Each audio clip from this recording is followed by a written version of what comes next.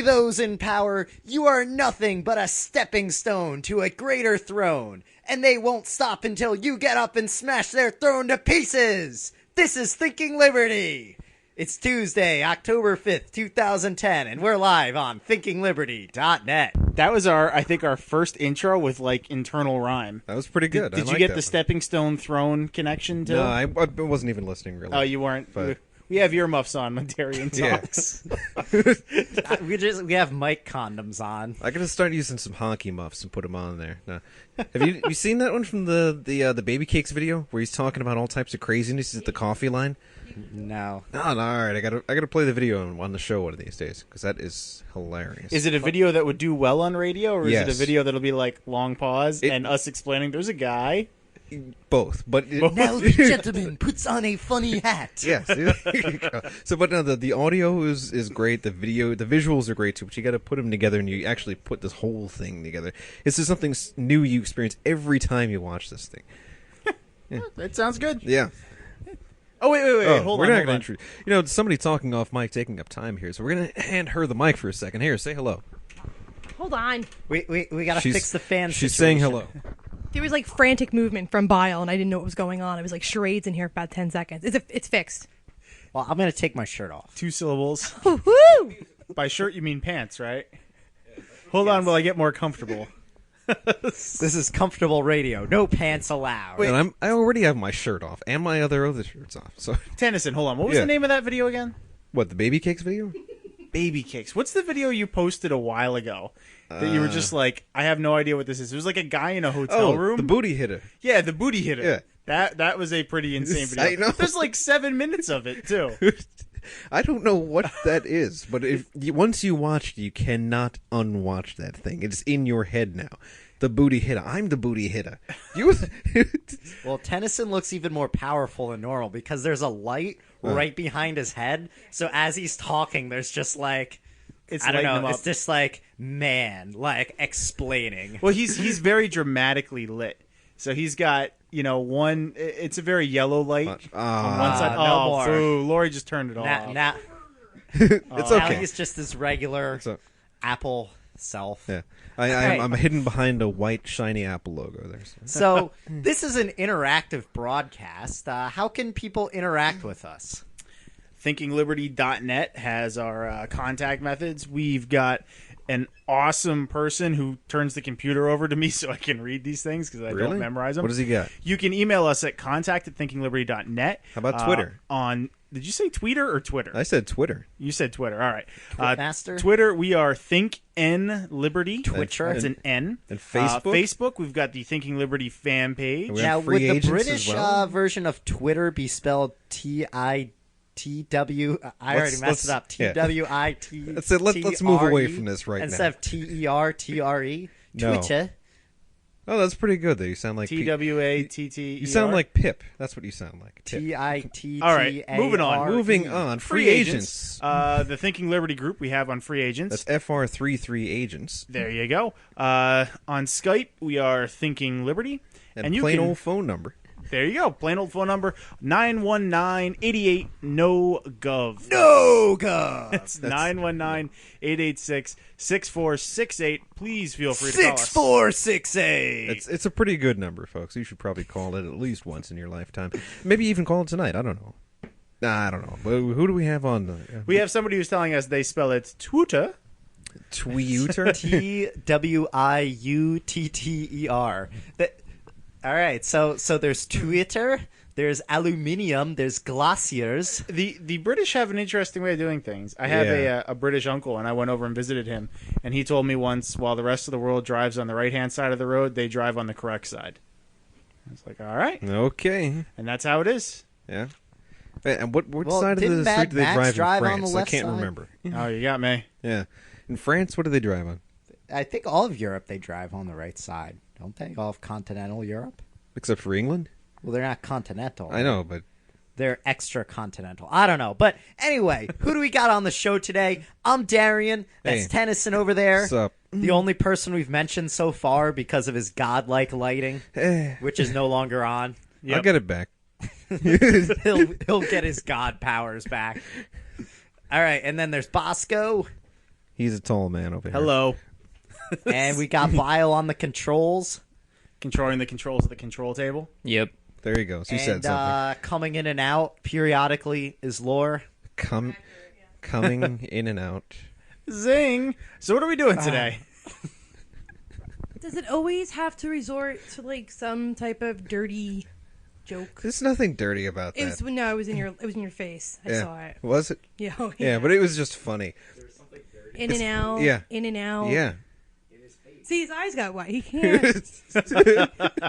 He can't mean anything else but that because his eyes give him away all the You time. can't hear it and not laugh. It's kind of true. He's like that guy in health class. Like, See, this is why she should be an alternate host here. Alternate host. Yeah. I think a host. Host, yeah. Get a regular host. I need my own mic. Get him. Grab need- This that is one. my. You know what's funny? This is Look, partly see? my. I'll never oh, tell. see, He's here handing we go. you a I was gonna mic say, right this is now. partly my studio too, and I never have my own mic. He's handing you a mic. You Take need it. a Grab channel in the mixer is what you really need. See? What I need is to get back into the kitchen and make dinner. Whoa. Oh. Oh, Wait, jeez. what are you making anyway? Wow. What? What are you making anyway? Tortellini. Tortellini. All right. Yeah. So you guys have a nice show. I'm All gonna go right. now. Thanks. Okay. All right. Anyway, talking about this show, what are we doing? What are we doing? Well, we don't have guests today, so it's just us and whoever calls in, and we'll respond to some comments in the chat room there, which is it's going on. It's going it'll, on. It'll get going more later, I think. Yeah. So head on into the chat function if you're listening live. Chat function? The chat function. It's a function. They're holding it right now. Push all your arguments on the stack and call the stack function. Oh. It collapsed, and we call So- it a wave function. Let's get into some news here. Bile's shaking his head. I like it. I All right, show's over. I'm going home. I gotta All right. really admit, I like it when we tick Bile off by saying stupid stuff. Okay, all right. Keep going. Keep going. So, recently it came out that the United States was involved in a medical experiment in Did they cure Guatemala. cancer? No, they gave people syphilis. Did they cure and- syphilis? No, they tried treating it with penicillin and That's what and you're supposed other to do. and other sexually transmitted disease. You're not supposed to give it to people without their knowledge. Oh, though. I mean the penicillin. Well, yeah, but you're Tennyson actually has a pamphlet in his pocket about how you're not supposed to give people syphilis without their knowledge. So you have to have a reminder. It's every called once in a while. "Be a Friend, Make the Call" is the name of the pamphlet. Be a friend. Make the call. what? Anyway, so Had pretty to start out with bad news already. so pretty horrible stuff. Why did they do this? Okay. Well, according to CNN.com, the scientific investigation called the U.S. Public Health Service Sexually Transmitted Disease Inoculation Study of 1946 to 1948 aimed at determining the effectiveness of penicillin in treating or preventing syphilis after subjects were exposed to the disease. Gonorrhea and chancres, I didn't even know what the hell this thing is, but I guess it goes on your penis, were also studied. Thank you. Penicillin. Penis. Penicillin was a relatively new drug at the time. Sure, you're not going to say penicillin. Penicillin. Actually, CNN.com doesn't mention penis at all in that. And that was just color commentary. You kind of implied that. I figured. Okay, CNN.com says the tests were carried out on female commercial sex workers, prisoners in the National Penitentiary, patients in the National Mental Hospital, and soldiers. According to the study, more than 1,600 people were infected, 696 with syphilis, 772 with gonorrhea, and 142 with that other one. So that list sounds like. First off, did they gain the consent of the people they gave syphilis to? I don't even think they knew they were getting it. All right, so I was gonna say the list sounds like everybody that they could pretty much strong arm. If they had some way of getting a hold of you and saying, we are going to do this to you because we can. That's what it sounds like is on the list. So, sex worker, whatever, you get busted or you get shaken down or something like that, and they say they're doing some random testing. I suppose they can infect you that way. In the Army, they could say you're giving you some inoculation. Same thing with people who are in a mental health facility, and same thing, lastly, with people who are in prison. So it all sounds like the kind of people that they could just completely and totally violate their liberty and do whatever the heck they wanted to. So does this mean that you can't trust the government? Yeah.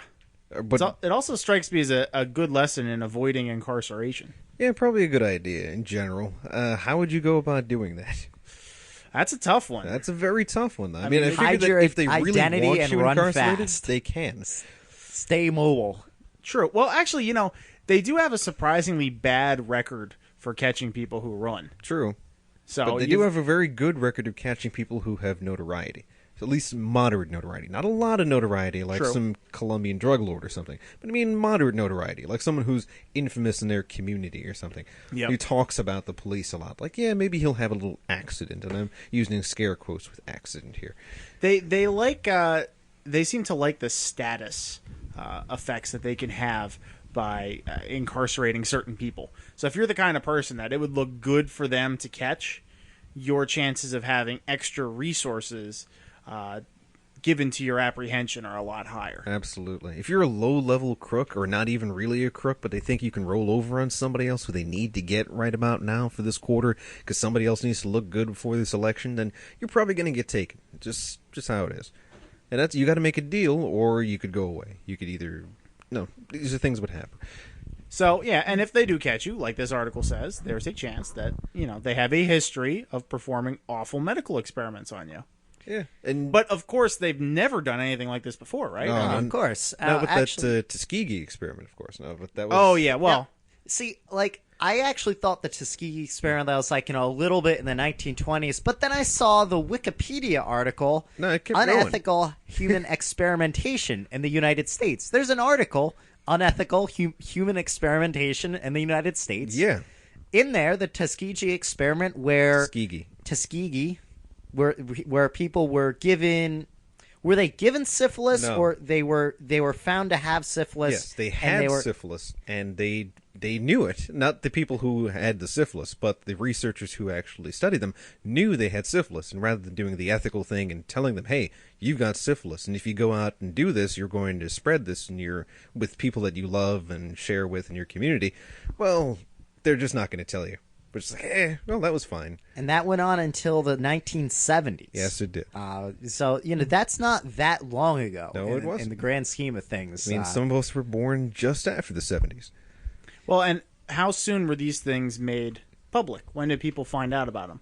Well, the Guatemala one was just found out recently because someone stumbled across a record of it in some college So library. that's what? That's like 60-some years ago?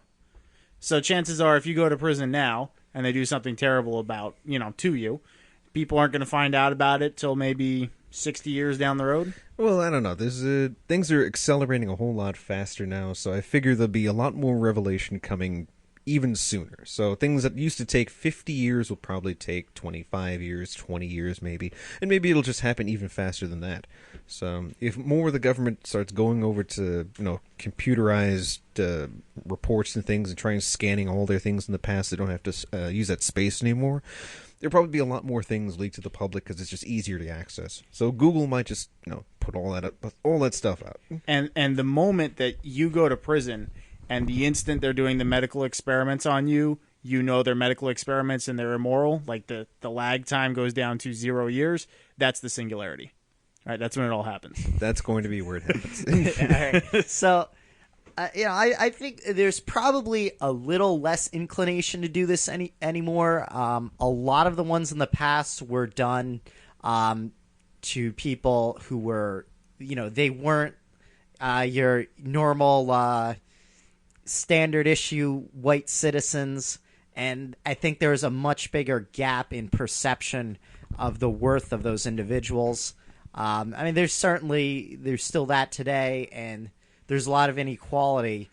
But I think that it's not as bad in, say, scientific circles as it was, back even in the 1970s. But I don't know. There are other things mentioned in this Wikipedia article where what was the one that there was one with the CIA released mosquitoes infected with something? Malaria. Mosquito. What? You probably have it in front of you, right? No.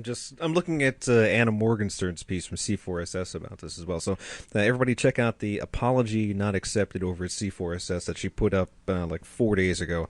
It's a really good piece, like all of her pieces. So check that one out. All right, and another Center for Stateless Society news. Kevin Carson has a new study out, which I'm excited to read. I haven't read it I yet, have not read it yet. but it looks to be a good one. Okay.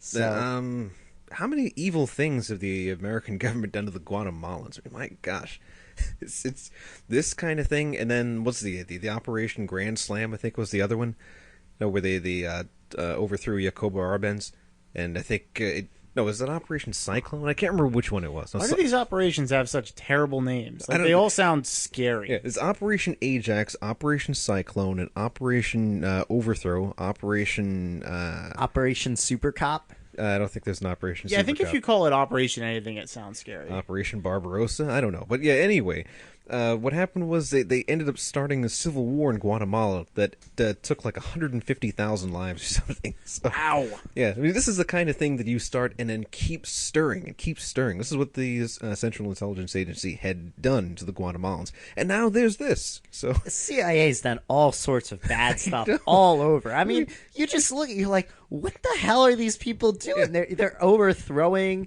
governments. They're installing their own guys. They're training death squads. Torture. any bad thing that you can think of, they have done it. Can you think like maybe torturing babies is wrong? They've done that. Rape rooms? They've done that. In fact, there was a rape case with the CIA head that came out in Algeria just like 2 years ago. It's just crazy the amount of things That's that happen. disturbing. It's like what else? Poisoning people, assassinating people, choking people randomly, and using the Force and killing people from a distance. I think they've probably done that too. Think they have the Force? I think they have the dark side of the Force probably. They don't even need the midichlorians anymore. And Abby Hoffman has the light side of the Force, was demonstrated by his ability to Levitate the Pentagon. Well, I mean, he was really high, so I figured. Everything was levitating. Yes. Yeah, he stopped getting high around that time anyway. Speaking of odd literary figures, have you are you familiar with Edward Abbey at all? Not particularly. That sounds Englishman, Edward Abbey, writer. Okay, he just said author, and you just assumed that from the word. No, I wasn't listening. All I heard was Edward Abbey. So I'm sorry, I stopped listening after a while. All right. Well, he, I was looking at some books today, and I was reminded of him. I had encountered him before. He was he was a guy who liked going out into like the wilderness in the American West, and he wrote a lot about that and the value of wilderness and things like that. So I was when I saw it, I was like, you know what, Bosco should read this guy. I will toss him on my list. So I was wondering if you had anything to contribute. I really don't know a whole lot about him. I've heard some good stuff about him. So Anarcho Tom says Ed Abbey for the win. So that is a good recommendation. Okay. Hey, Okay. if Anarcho Tom says it. Yeah, he likes a lot of good stuff. So there you go. All right, I will check it out. Right now, I'm reading James Fenimore Cooper. I think I was telling you about that at the yes. Freedom Fest. Sounds- If you want to talk about romanticized versions of the wilderness, he's good for that one. Sounds fancy. So a famous thing by Edward Abbey is the Monkey Wrench Gang. So if you're looking for things, that would be the thing to read, I guess. Like monkey wrenching is in As in, like earth protection monkey wrenching? Is that- probably that's what it seems to Okay. be. It says an inspiration by radical environmental groups. Okay, it's cited as an inspiration there. So. Fair It's enough. radical. A lot of they're the radical. interesting a lot of the interesting tree climbing stuff that I end up reading about talks about basically it's like, okay, now that you can climb a tree, you should go out into a redwood forest, climb a tree, put up a hammock, and don't come down. Chain yourself to it like so, and don't do it in such a way that it damages the tree, because now that's something that's happened sometimes with our protests. So do it with a nice velvet rope. The another book I was taking a look at was Bear Grylls'. Oh, jeez. This guy, that guy is just out of control. I want to wrestle a grizzly bear. Bear Grylls is nuts. Here's how you jump off a waterfall. I used to have students who were just positively obsessed with Bear Grylls, and they loved him so much. Like, oh, all right. Whatever floats your boat. I mean, he'll tell you how many grasshoppers you need for a decent meal, and just generally on his show, the most educational thing about it is seeing why you don't want to do some of the stuff that he actually I'm does. telling you, the more I watch these wilderness shows and Survivor Man and Man vs. Wild, I think what really dictates whether or not you survive in the wild is your capacity to withstand suck. It doesn't matter in what capacity. So, like, if you were in some sort of situation where you woke up every day and somebody cracked you in the back of the head with a stick and then beat you until you ran 50 yards, your wilderness skills has bumped up a lot. Not because you know how to make fire, not because you know how to make a shelter, but your capacity to endure suck has just increased. So I think that's the most important factor. I don't know, what if you took the stick, broke it on their head, and then used, like, parts of their body to hunt for food? You could probably do that. Yes. The wonders of the internet and people talking the way they never talk in public. I told somebody the other day that I would eat their face and use their femur to hunt the other people who were alive after the apocalypse. So speaking of using people's bodies to look for food, Why? who Who let this guy on the show? Somebody was talking about how she always gets those post-apocalyptic quizzes. They always say she has too much mercy. And I told her, yes, there's no room for mercy with your enemy, according to Cobra Kai. And therefore, I will eat your face and use your femur to hunt other people. I don't know. If you're taking a quiz on whether you're going to survive the apocalypse on Facebook, you probably aren't. That's probably a good indicator. Probably. The more you know. On surviving apocalypse. All right, so what else we got in the pipeline here?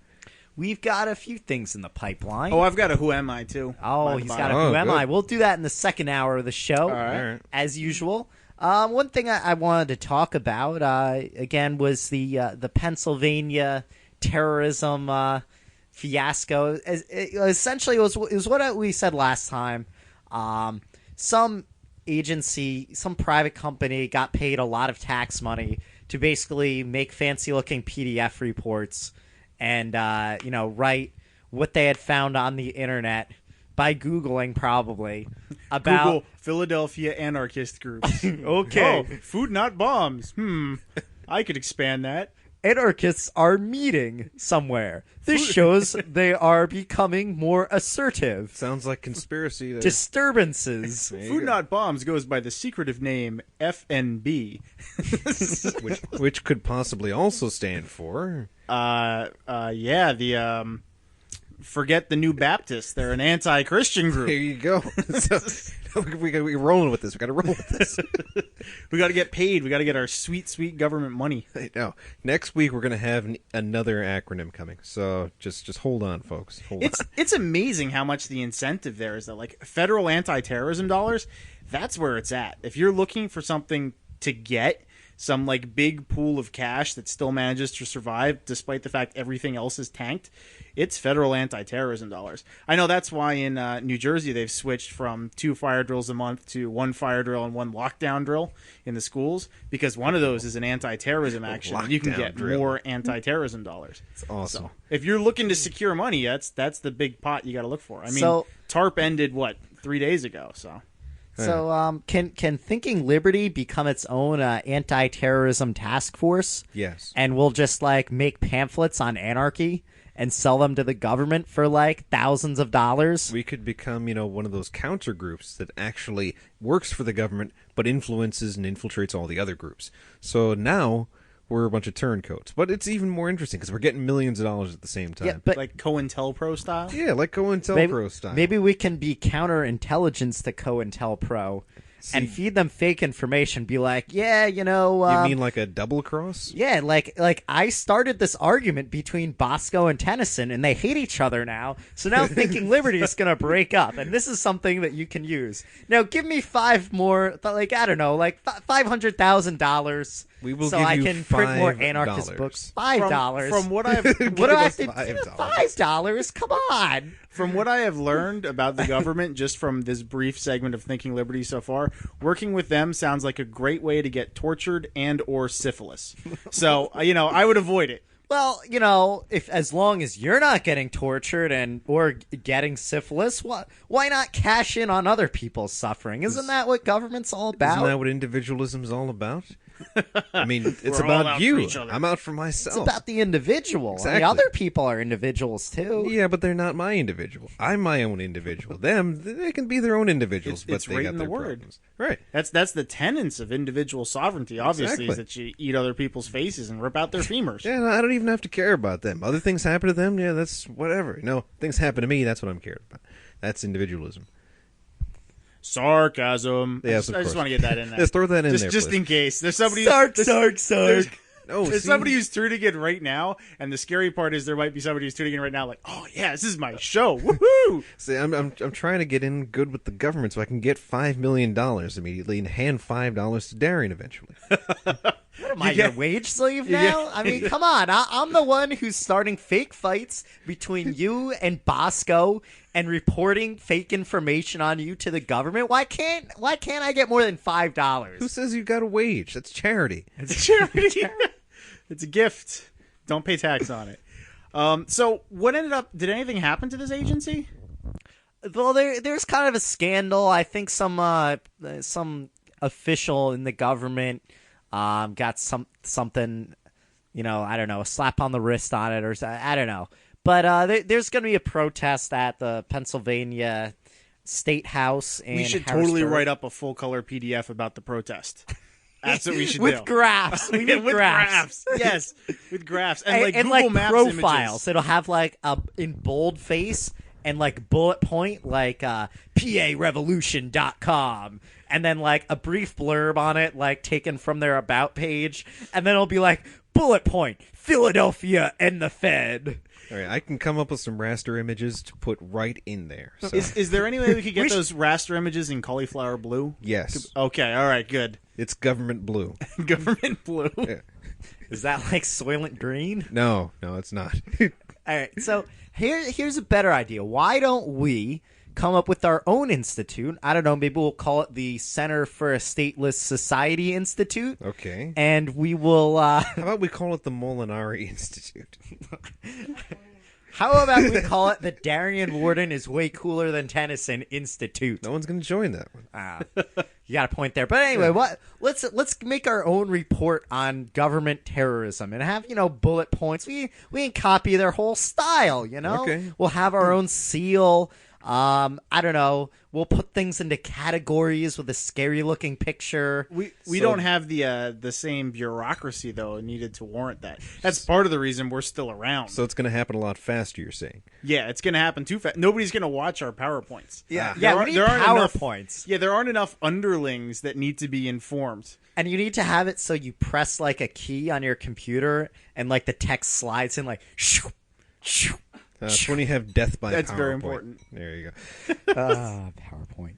Everyone loves PowerPoint, which sucks, but So if you're in Pennsylvania, check that out. It's on October 25th at 10 a.m. PARevolution.com would be the website to find out more so about the government will be there. it. The government will probably be there. Okay. So people are going to where the government is. All right. And, I mean, normal. A lot of times symbolic protests are kind of silly. But this is like, okay, we know you guys are messing with us. We don't like it. And, it shows that people are caring what they're doing. So, a decent thing to display, as politics is often about what you display and what's shown and what's seen and what the perception is. Oh, fair enough. All right. What else we got on that agenda? So, Nothing. no, Nothing. nothing. We're going to sleep. Yeah. Now, there's a I'm sure you've heard of the Rate My Teacher, Rate My Professors websites. I've never actually looked up Bosco on that. Maybe I should. You could. I think I've got like 6 ratings or something. Do you have a chili pepper? Are you hot? I Or do don't- they not do that for high school? Because that would imply statutory. I don't think I'm hot. statutory love. I've got mostly like positive reviews. I don't know if you get. It's the kind of thing where if you get too many positive reviews, you're like, all right, what am I really doing here? You want your course to be somewhat difficult. Otherwise, people aren't You get too necessarily many getting everything they positive. can get out of it. You get too many positive scores, you're selling grades. That's Well, if you get too many comments like, yeah, this was, super easy, I loved it, that's an issue. You could get positive scores, that's fine. You'd want it from somebody who realized the value of the course already. Then again, these people are being like forced basically by gunpoint to take the course. So I really doubt they'll ever recognize the positive value of the course, or even if they possibly could. I like the ads on our chat room today. I don't know what they've been talking about to get that, but oh wait, we're talking about terrorism and things. So I get, So we have Arab Lounge, free to join. Meet your Arab princess. Search so photos. so now we know that Arab Lounge is a plant by the government in order to get people to start talking about. Oh, their they terroristic just learned about it activities. because they just switched. They the changed it. We've got plenty of singles over 40. Okay. Mature Apparently- singles only. Apparently, nobody that listens to our show has a girlfriend or significant other. Apparently, Or maybe they just don't have enough. I'm don't the, have enough. I'm the only person who Oh. listens to the show, like apparently. So, Oh, poor Tennyson. yeah, no one read my Facebook status earlier. Sorry. I haven't read it yet. Yeah, well, you might see it. I changed it again to something about thinking Looking liberty. for love on all the wrong websites. No, Wookin' Penub and all the wrong paces, but no, that was a while back. So So, I mean, yeah, you'd think if there was actually any kind of real competition and choice in what goes on, besides people being forced into a system to say something, this could be a way for people to share information and, make more informed choices and have the market function better. So there's I don't know. I haven't really looked at it before, but there's also a rateyourjob-rateyourboss.com. Okay. That's an interesting idea because the employee, they often sometimes they need references, things like that. But what if their boss was just a totally unrealistic loser who got there because they're good at manipulating the power structure or whatever. So it's So you're saying your typical like Office Space scenario. yeah. I'm gonna need those TPS reports. I need my stringline. I just stapler found you on to Rate My spread- Teacher. Okay. You have a 3 out of 5. Oh, okay. I'll take There's that. a nice one on here, though. It was a nice. No one said you were hot. Are there any awful ones? Read the terrible ones. Right into the mic. It just says good teacher. But there's someone that actually wrote more than just that, but you don't have Oh. anything bad. Oh, that's too bad. They obviously don't know what you do here. But they said, you make physics fun because normally it's a crappy subject. I would agree with that. I totally agree with it. That's one of the biggest issues I have is the you can't expect somebody to value something that they are forced to do. They do say your average easiness is a 4 out of 5. Yeah, that's what I hear. But you're incredibly helpful and clear. You should be harder on them. That's good. This year is a little bit tougher, in case you're wondering. No, that's how you get fired. I'm not even going to say what he said then, but all I'm going to say is no.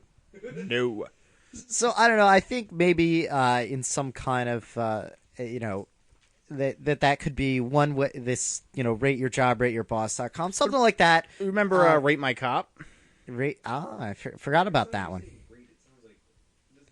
So it's something individualists, market anarchists, people like that talk about how competition can make working better because the laborer has a lot more choices. So those who are purchasing his labor have to give him a better deal than he could, working for himself or working for another boss or working for a cooperative of some sort. And in the meantime, maybe something like this could be used as a form of worker power. I think so. I mean, the issue you have is with people attempting to shut them down. You always run into that. With people saying, I always forget if it's slander or libel, but basically saying that People said it's written. People said bad things about me on the internet. That's libel. Yeah, so I mean, you have the person. The way the court system works currently, if you are a litigious enough person with enough knowledge about the court system, just to subpoena, like get a subpoena issued for somebody else, they get so scared because they think they're going to get all wrapped up in legal fees that they'll back down. So I mean, just the threat of going to court is massive nowadays, especially for Joe Schmo, average person.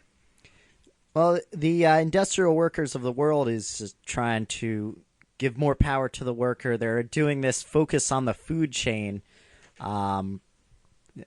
campaign in New York where basically food distributors that treat workers badly, don't give them what they say they would in terms of wages and overtime and fire people for organizing. They're heavily publicizing that. Doing protests, strikes, encouraging boycotts, things like that. So there are ways of striking back. Direct action gets the goods. It does, and if you go to the New Jersey Alliance of the Libertarian Left website at nj.libertarianleft.org and click on the Resources tab, there is How to Fire Your Boss, a worker's guide to direct action. It's one of the downloads. What's the name of the wobbly black cat logo? That cat has a name. The Sabakitty? Sabakitty? Yeah. Sabotabby. Sabotabby. There you That's go. That's it. This weekend when we had the freaking freedom picnic, I brought my dog, and I actually brought my dog over to Biles' apartment, and I have never seen his cat arch his back so much and look like Sabo Kitty. It was like a Halloween poster. Yeah. It was intense. Cats really do that. Yeah, I know. That's it. Ozzy just didn't like the dog. That's true. If I was in Ozzy's case, I wouldn't like the dog either. But they're weird anyway. They still don't like Darian. So Well, They don't care for me either. That's true with Well, 80% because of the people in this room. you hit on the cats. I don't hit on the cats. Yeah, you do. You you look at them like funny. They're very nice looking cats though. They are. Yeah. They're good looking guys. Yeah. The two guys? Well, no, it's a girl and a guy, but Yeah. just Tennyson needs to know those things. Yeah. Is Oh, it two wow. guys? So- Is it one male cat? What am I dealing with? I've only got two in me. I can't go anymore. Ozzy's at least nice though. So. Ellie's good. Yeah, Ellie's very standoffish. Well, I mean, she plays hard to get. But you're too aggressive. Oh, did with her. did the shave wear off now? Did all the hair grow back? They don't grow back in a week. I It's don't a know. gradual grow back. I don't know how long it takes. What hair are you talking about? The cat The hair. cat. They shaved the hair right off. The pussy hair? Yes, they shaved it right off. And it doesn't grow back in a week, apparently. I know. So I don't know Wow. what kind of You hair they're just dealing said with. pussy hair on the air. Oh, my. That's not a dirty Let word. me tell you, there was so much pussy hair in the bathroom when I came home. There's still some in there. See? We took the vacuum and to clean it I up. didn't but even have to come up with this one. They all came up with this one. So just I was keep thinking that it. on I was record. thinking it the whole time. I tried to refrain from bile shave the pussy jokes. even though it's so funny. So, I'm not going to lie, I feel a little uncomfortable right now. a little. You're sitting I on the need to- couch I- with Tennyson. Everybody who sits on the couch with Tennyson feels Is uncomfortable. there like an HR department here? Don't. He just touched me. Did you know that? So, I'm gonna give you a wet willy next time. Oh. so I noticed here you're not wearing the head mic. What's up with that? I don't know. I wasn't given a head mic today. I'm assuming Bile said it sounded kind of spacey last time or something like that. Like it's you were giving us transmissions from outer He's space? in space. He looked like an extra from Top Gun. If I kept wearing that head mic though, I was gonna start bringing my crocheting so that I could do something with my hands. Because otherwise, I'll just sit here and fidget. Well, if you want, you could always shave the pussy because there's always that to do Oh, here. good God! It's never gonna end, is it? I'm just saying, there's always pussy here to shave. Oh wow. You're dirty. Anyway, I crocheted a cell phone case. this weekend. That was while watching the Karate Kid 1, 2, and 3. I'll have you know. It By took you, the way, it took you 3 movies. by to the way, make that? if you ever want to get an impression of what a typical radical leftist thinks an anarcho-capitalist is, you should see the villain from Karate Kid 3. This is what this guy does. First, he's like ex-special forces, right? Second, he works as a big broker who moves toxic waste into countries that don't understand what it is. So he's always on his like 1980s cell phone, which is giant, while he's getting a back massage. And he's like, what do you mean Burma doesn't want the dichloroethyl? Those idiots don't even know what it is. Make it done. Do it. And then they kill the Burmese people. And to top that off, he has another friend who's in the special forces who opened all the crazy dojos that teach kids how to beat the hell out of each other that he endorses and uses him to get at whatever the Karate Kid's name is, and basically beat Ralph the crap Macchio? out of him. Yeah, Ralph Macchio's character, and beat the crap out of him. He's like the Daniel-san. most arch evil guy ever. And they work very hard. I'm Sounds gonna get like the back in the government. gym. I'm gonna get my lats back. Get my guys from Cobra Kai down here. We're gonna take you down, man. Pretty much. Sweep the leg, Johnny. Sweep the leg. Oh gosh. It sounds like the government. I mean, we have to dump stuff on the third world. Who are we going to get to do it? The government. But I don't know. This guy's They'll make a deal with someone high up, and they'll be like, "Oh yeah, we got this area over here we don't care about. There's only poor people on it. Put whatever you want there." Yeah, it's really only governments that tend to have that kind of power to take away huge chunks of land from people, or worse than take away their land, just pollute their land to the point that it's unlivable. Yeah, or destroy. And this is where these giant multinationals get the power to do such evil stuff, is because there's a huge monopoly on force on an area. And a lot of times these guys can be bought off. There are people administering these, after all, and these people are after profits and power, and that's what they can be given. And if you give them what they want, they'll give you what Wait, you want. So wouldn't a solution be just to strip all those people of all their money, and therefore they couldn't be corrupting anyone anymore?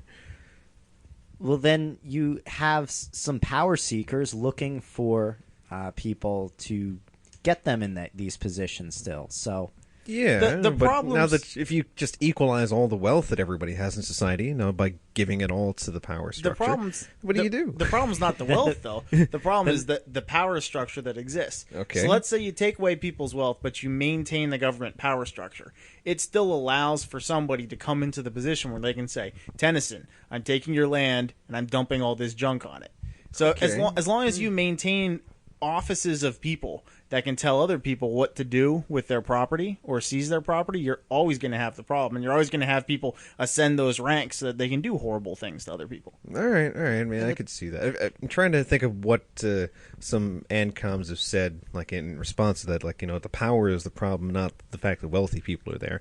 They would say, there would be no incentive to take from a person who has the same as everybody else. You could just take from anybody, and if everybody has the same amount and everybody sees themselves as the same kind of victim, that's how those societies tend to work. But as soon as you start taking from people, you have more wealth than they do.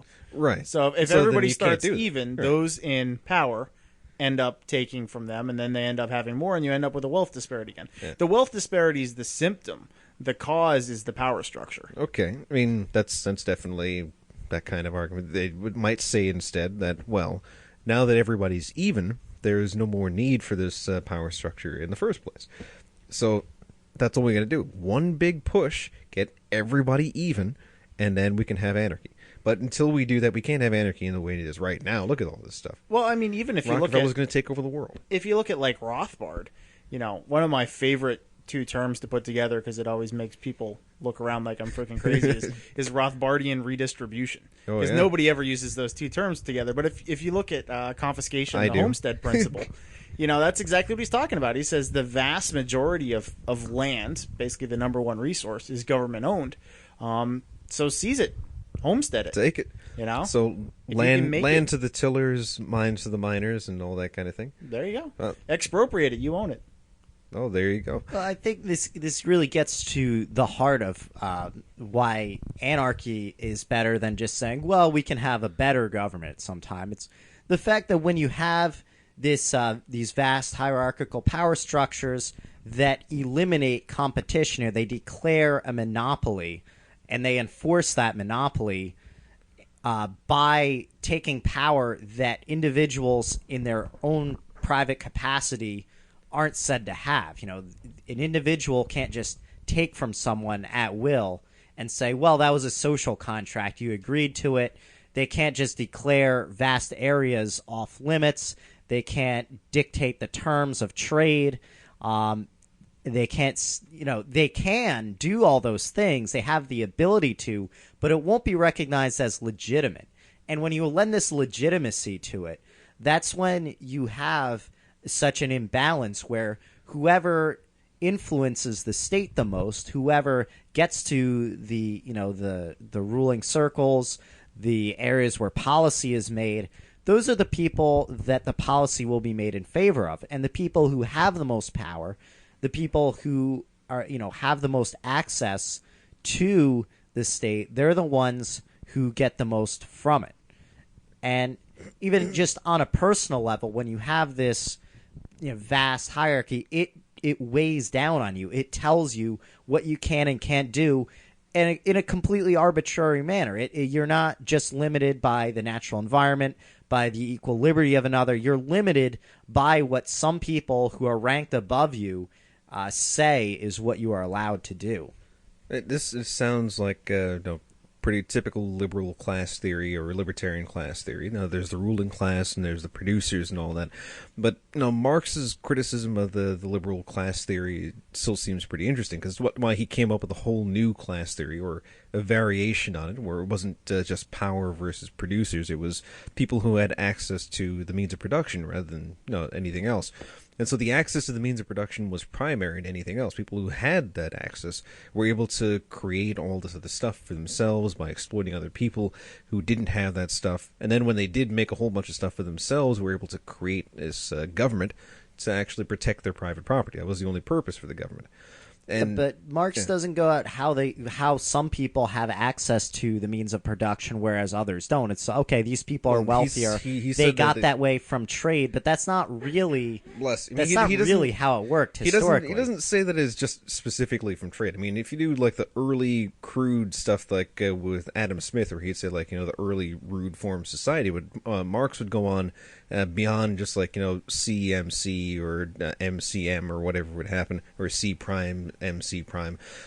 He would say that it's just a historical process, that this developed out of the last theft that happened before, and they keep robbing the masses of the people, and the people who won from that last round continued to win with the next round.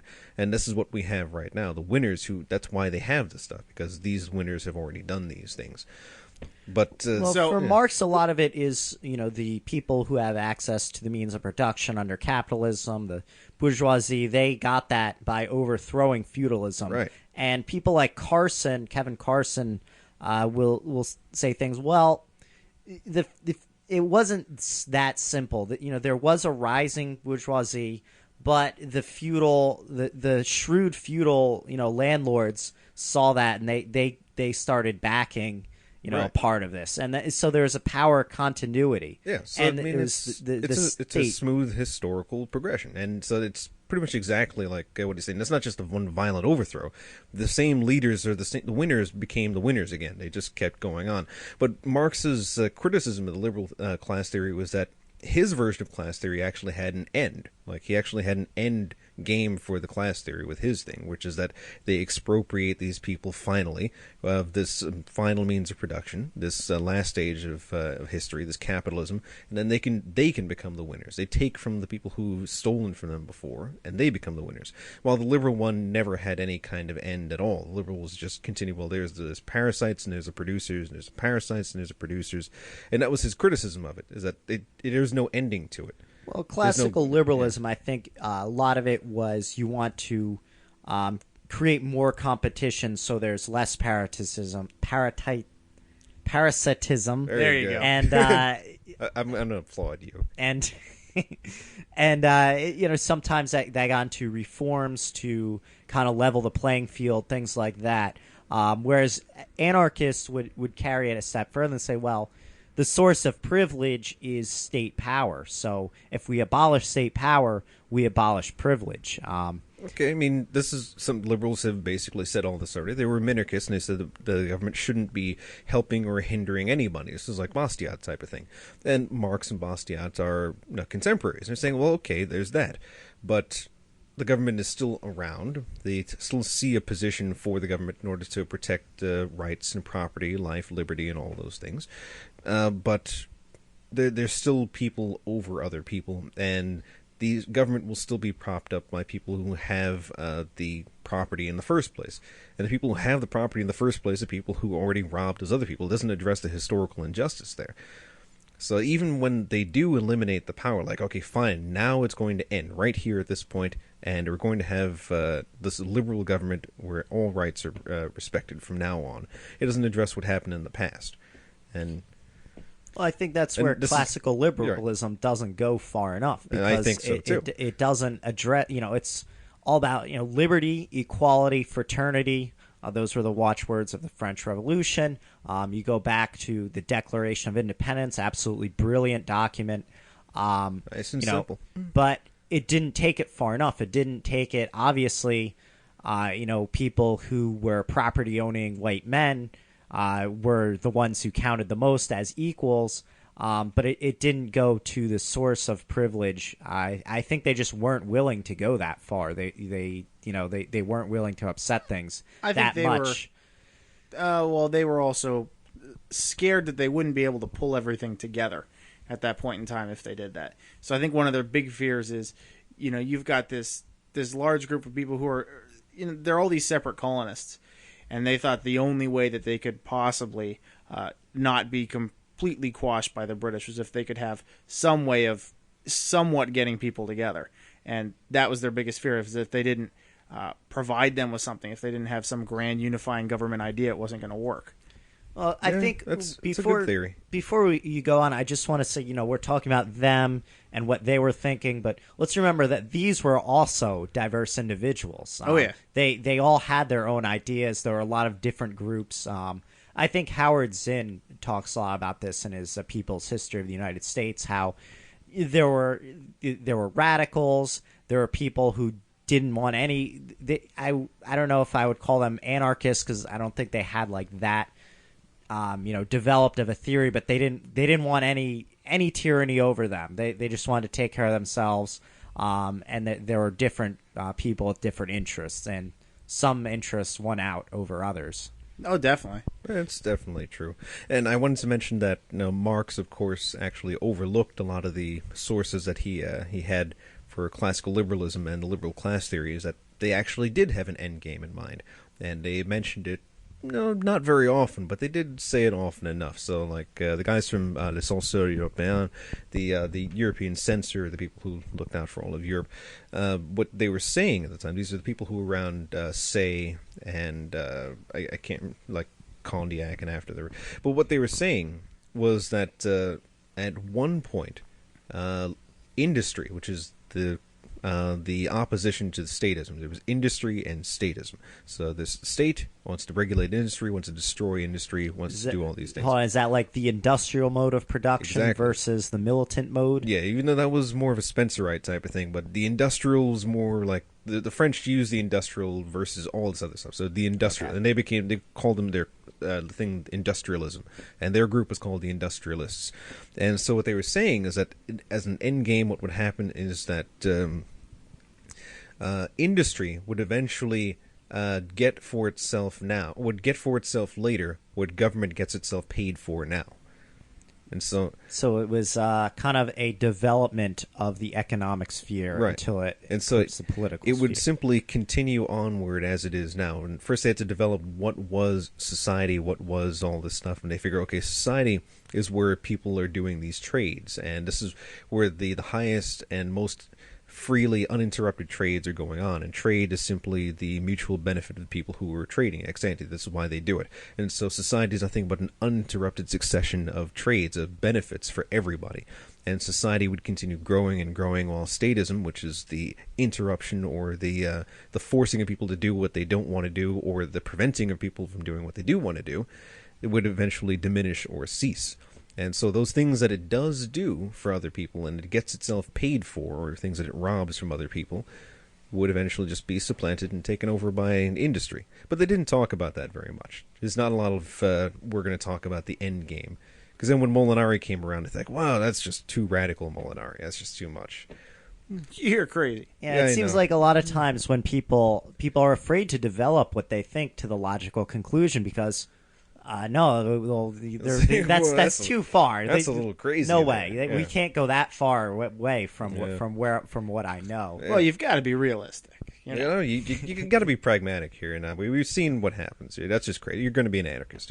That's anarchy. That's crazy. So David Hart has a lot of good stuff about the classical liberals and liberal class theory and Molinari and all those other things. Roderick Long, of course, recommends him. So HEART? yeah, HART. HART. Yeah, Okay. so you can find it. He has got a .mac page that's got all his dissertation on there, which is real nice. Cool. Yeah, so classical liberalism, fun stuff. I just want to ask you.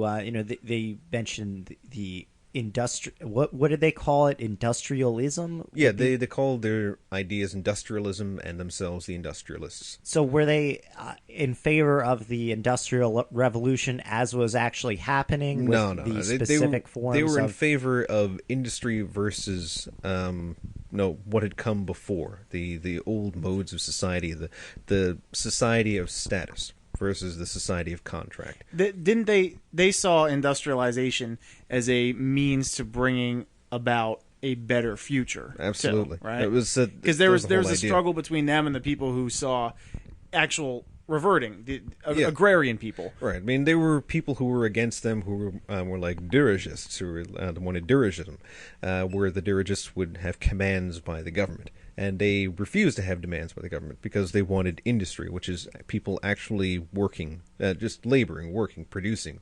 Production was Okay. the so entire thing. industriousness. Yeah, industry. All right, so industrious. I that is- misinterpreted that yeah. then. Yeah.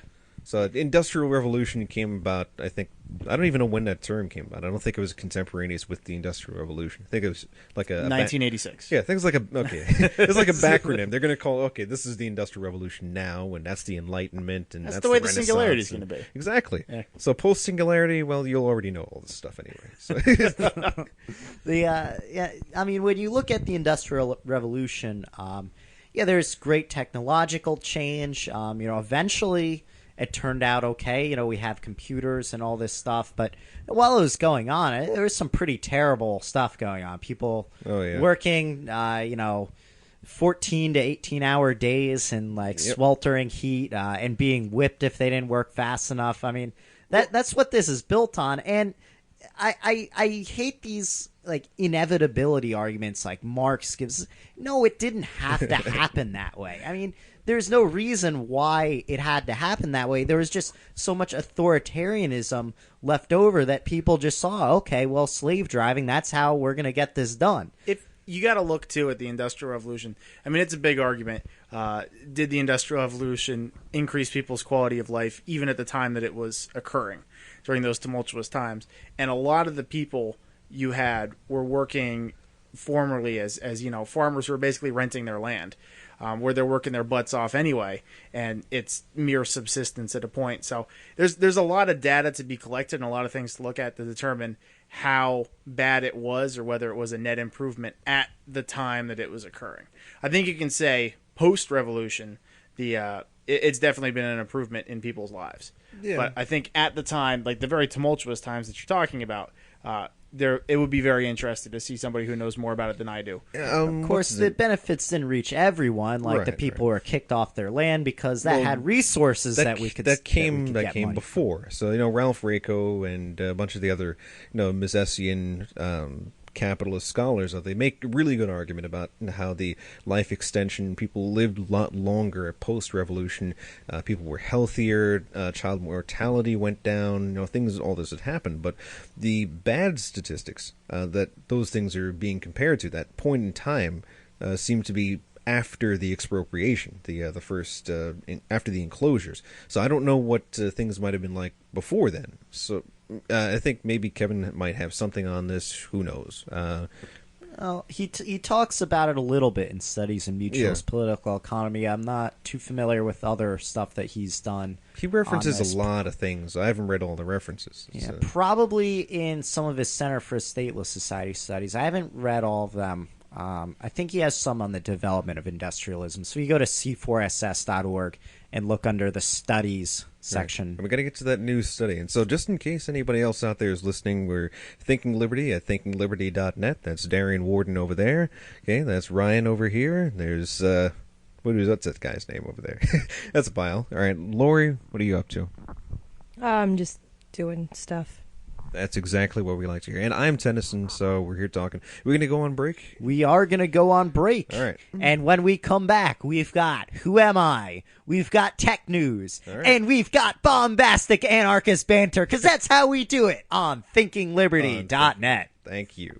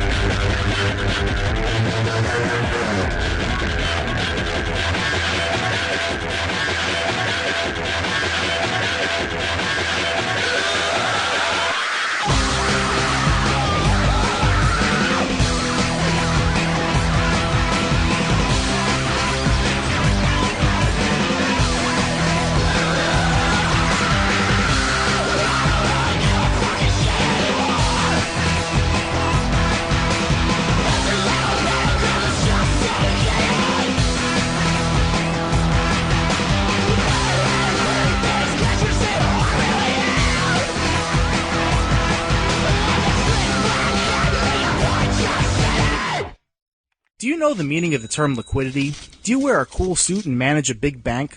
Do you have a buttload more money than the common schmuck? Well, then why are you still getting normal loans like an average Joe? Here at the United States Federal Reserve Bank, we will loan you all the money you need at a practically non-existent interest rate. And don't worry about us running out of money. We'll just print more. We make banking so easy that any idiot can make money at it. And believe me, many idiots already are. So why don't you get in on this scheme today? The Federal Reserve Bank, making the rich richer and forcing the poor to buy wheelbarrows to transport their currency. Loan money may devalue all currency, may cause boom and bust cycle, occasionally massive cash injections required from Washington. And we are back on thinkingliberty.net, the internationally known awesome anarcho podcast. Internationally known. Giving ourselves a lot of credit there. There are British people in our chat room here, so Yes. So we've got some internationals who like staying up late. All right. Internationally known, locally respected. Okay, we have. Internationally hated. we we think what do we do? We think globally. We dominate globally. Okay.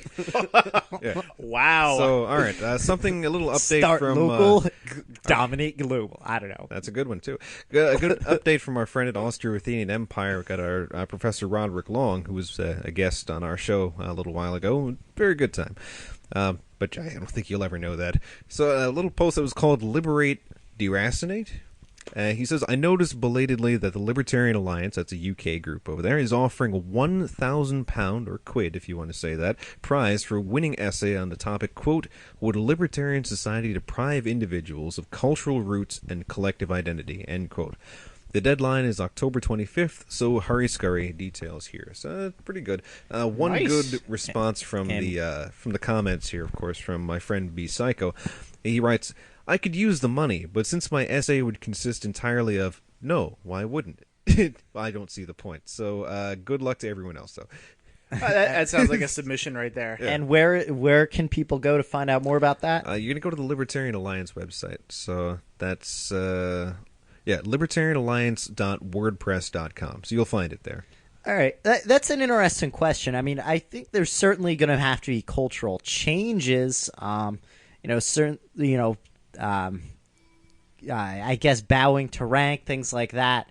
That would have to go. But I actually touched on this in a recent Center for Stateless Society commentary. The looking for leaders, and that's the problem. It's like, where I was basically saying that America doesn't need a strong leader for everybody to look to. Is that we can have fireworks on the 4th and but not have this giant empire that inspires people to burn American flags. That really, it's our choice what we want to keep. It's just a matter of how we go about doing it. So if people like certain traditions, and there are certain traditions that are good, I like erecting a pagan idol to the wilderness in every December and giving people stuff and eating dead animals. That's cool. So some people call it Christmas. I don't know what that's about. You can keep your culture. All right. So you can keep what you want. It's just a matter of, is it going to be forced on people? So I think you're going to see a better flowering of culture in a libertarian society, because you won't have these institutions like government schools. You won't have the most powerful people in society having this state to enforce their values on people. But that doesn't mean that you have to let go of your personal cultural likes, your affinities. It doesn't mean that you can't get together with like-minded people and do stuff that your ancestors have done for thousands of years, or your adopted ancestors, however you're gonna put it. Yes. Okay. Fair enough. So should I make a submission there? Yes, you I don't should. know. I should. I think you could use about $2,000 right now. I could. Maybe I'll get it in British money. Yes, British money. British money. That's what it's called Yes, now. it's called British money. Didn't you just call us an international podcast? We are so international. We call everything British money. Oh, you're talking about Japanese money. I want that funny non-American money. Yes. And we're going to say it in that accent, too. That's hilarious. This is my British accent. Compared to everybody else. This is my German accent. This is my Russian accent. I'm an American. Wow. Wow. That's great. How did you do that? You ever wonder why the terrorists hate us? Because of you. That's why. Oh, You're the sole reason. I always wanted to be important. Everybody thinks it's because we're free. It's actually because of Darien. It's all Darien. When Darien was born, it almost destroyed Mecca, apparently. Yep. So It's so true. Yeah. He took one step. It's funny because my brother, they were originally going to name him Damien. But Yeah, that's then right, The that's right. Omen came out, so Yeah. they're like, that I got don't- that they're like, blew this- that name out of the water. like this kid's gonna have a rough time if this movie about the Antichrist just came out. We He's just gonna have a watched rough that, too, time like- for other reasons. I made Bile sit through the 4 movies and then the they're remake. so good. That's I pretty- love I them. loved all I of them. really, really do. I don't think The I've fourth seen one's the kinda original. funny. I've seen the remake. See, what you should see is you should see Antichrist. I Antichrist. should. How about Troll 2? Which I one still was that? have that. Ah, that's like the You best should movie see in the Troll world. too. You've seen it, right? No, Really? Didn't you? I showed it at my house. You weren't there. You missed that one. I think so. We should just do a Thinking No. Liberty show where we broadcast All right, Troll Troll 2. Did I'm you- saying we should do a Halloween show where we I don't you know, see act like Leprechaun they're 2? zombies or something. Oh, is that Leprechaun in the Hood? No. Wait, is that Leprechaun in the Hood? I gotta look it up on IMDb. There's but, yeah. Leprechaun in the Hood is fantastic. Yeah. Yeah. It's some hilarious. Have you seen Critters? All the Critters No, I movies? haven't. Oh, those are good too. yeah. Darn. I think the movie I saw at your place was The Gate. The Oh, Gate's see, another the good Gate's- movie. The Gate's fantastic. That's Have you up seen there. The Ninth Gate though? No, Yeah, I haven't. didn't like that. I've Oh, wait, seen wait, Army wait. of Darkness. No, dozens I of got times, confused with though. Lost Souls because that was Oh, really okay. bad. Yeah, I don't. Ninth Maybe Gate's like okay. one. Yeah, I never dozen. saw Lost. Maybe It's one bad. doesn't. Okay. It's bad. Yeah. See, movies that are really bad that I have seen, I don't admit to It's seeing. not the type of bad that's good. Oh, okay. It's just the type of bad. It's just that's not bad. good. It's not so like bad, a Star they're Wars bad. Christmas special. It's Oh. not- How about Surf Nazis Must Die? Oh, that was yeah. good. We got a big thumbs up on that one. Bile's a big Trauma fan. My dad actually showed me that movie, Surf Nazis Must Die, and Class of Nukem High, and what else did I I've see? never back seen then? Class of Nukem High. Really? I He's saw He's that checking, in, he's like, checking the library long for time. it. It's all here. Oh, he's got them all been here. handed. Class of Nukem High. Congratulations. All right. Do, Wow, do we? parts Do you 1, have 2, and do you have 3. Liquid Sky up there too? Oh, Liquid Oh. Sky's up there. We got the That's- soundtrack here. That's too. a We got the tough finals. one. Yeah. I mean, Liquid Sky is not a very common one. It's not that popular apparently. Yeah. It's got a good following now. It's something I found out because after Bile told me about it, it's like, okay, I got to look this thing up at least. It's That something was- I found out with Bile in California, and it's not like I said, it's not terribly common. That was the first movie I saw with not with all of you, but whoever came back the first time I met everybody. Oh, okay. Yeah. Yeah, that was the first movie Bile showed me. Was That's a great Liquid date Sky. movie right there. He's like, "Come on over, watch a movie." There you go, all about the dopamine. Yeah, I guess it's a good date movie. Sorry. So what can we girl learn on about there. liberty from all these movies? Oh boy. Well, I think if you had a society where it was easier for anybody to make a film, so you didn't have to pay crazy film taxes and you didn't have to do things like that, you would definitely see a lot more different types of cinema bloom, and it'd be easier to be an independent producer. While we're talking about trauma, a good person to talk about that with would probably be Lloyd Kaufman. He can tell you all the stupid government BS you have to go through in order to get permits to shoot at different areas and all that. And he would probably tell you most of the time, don't do it. Things like record quickly. Like he'd probably give you that kind of advice. Would be my bet. But yeah, I'd be willing to bet you would. Just arts in general, you'd have more of a flourish if you had less government intervention. But government has an endowment for the arts. What if you got rid of that? There'd be no art. Government historically also has a long track record of saying that's art and this is awful, so this is banned.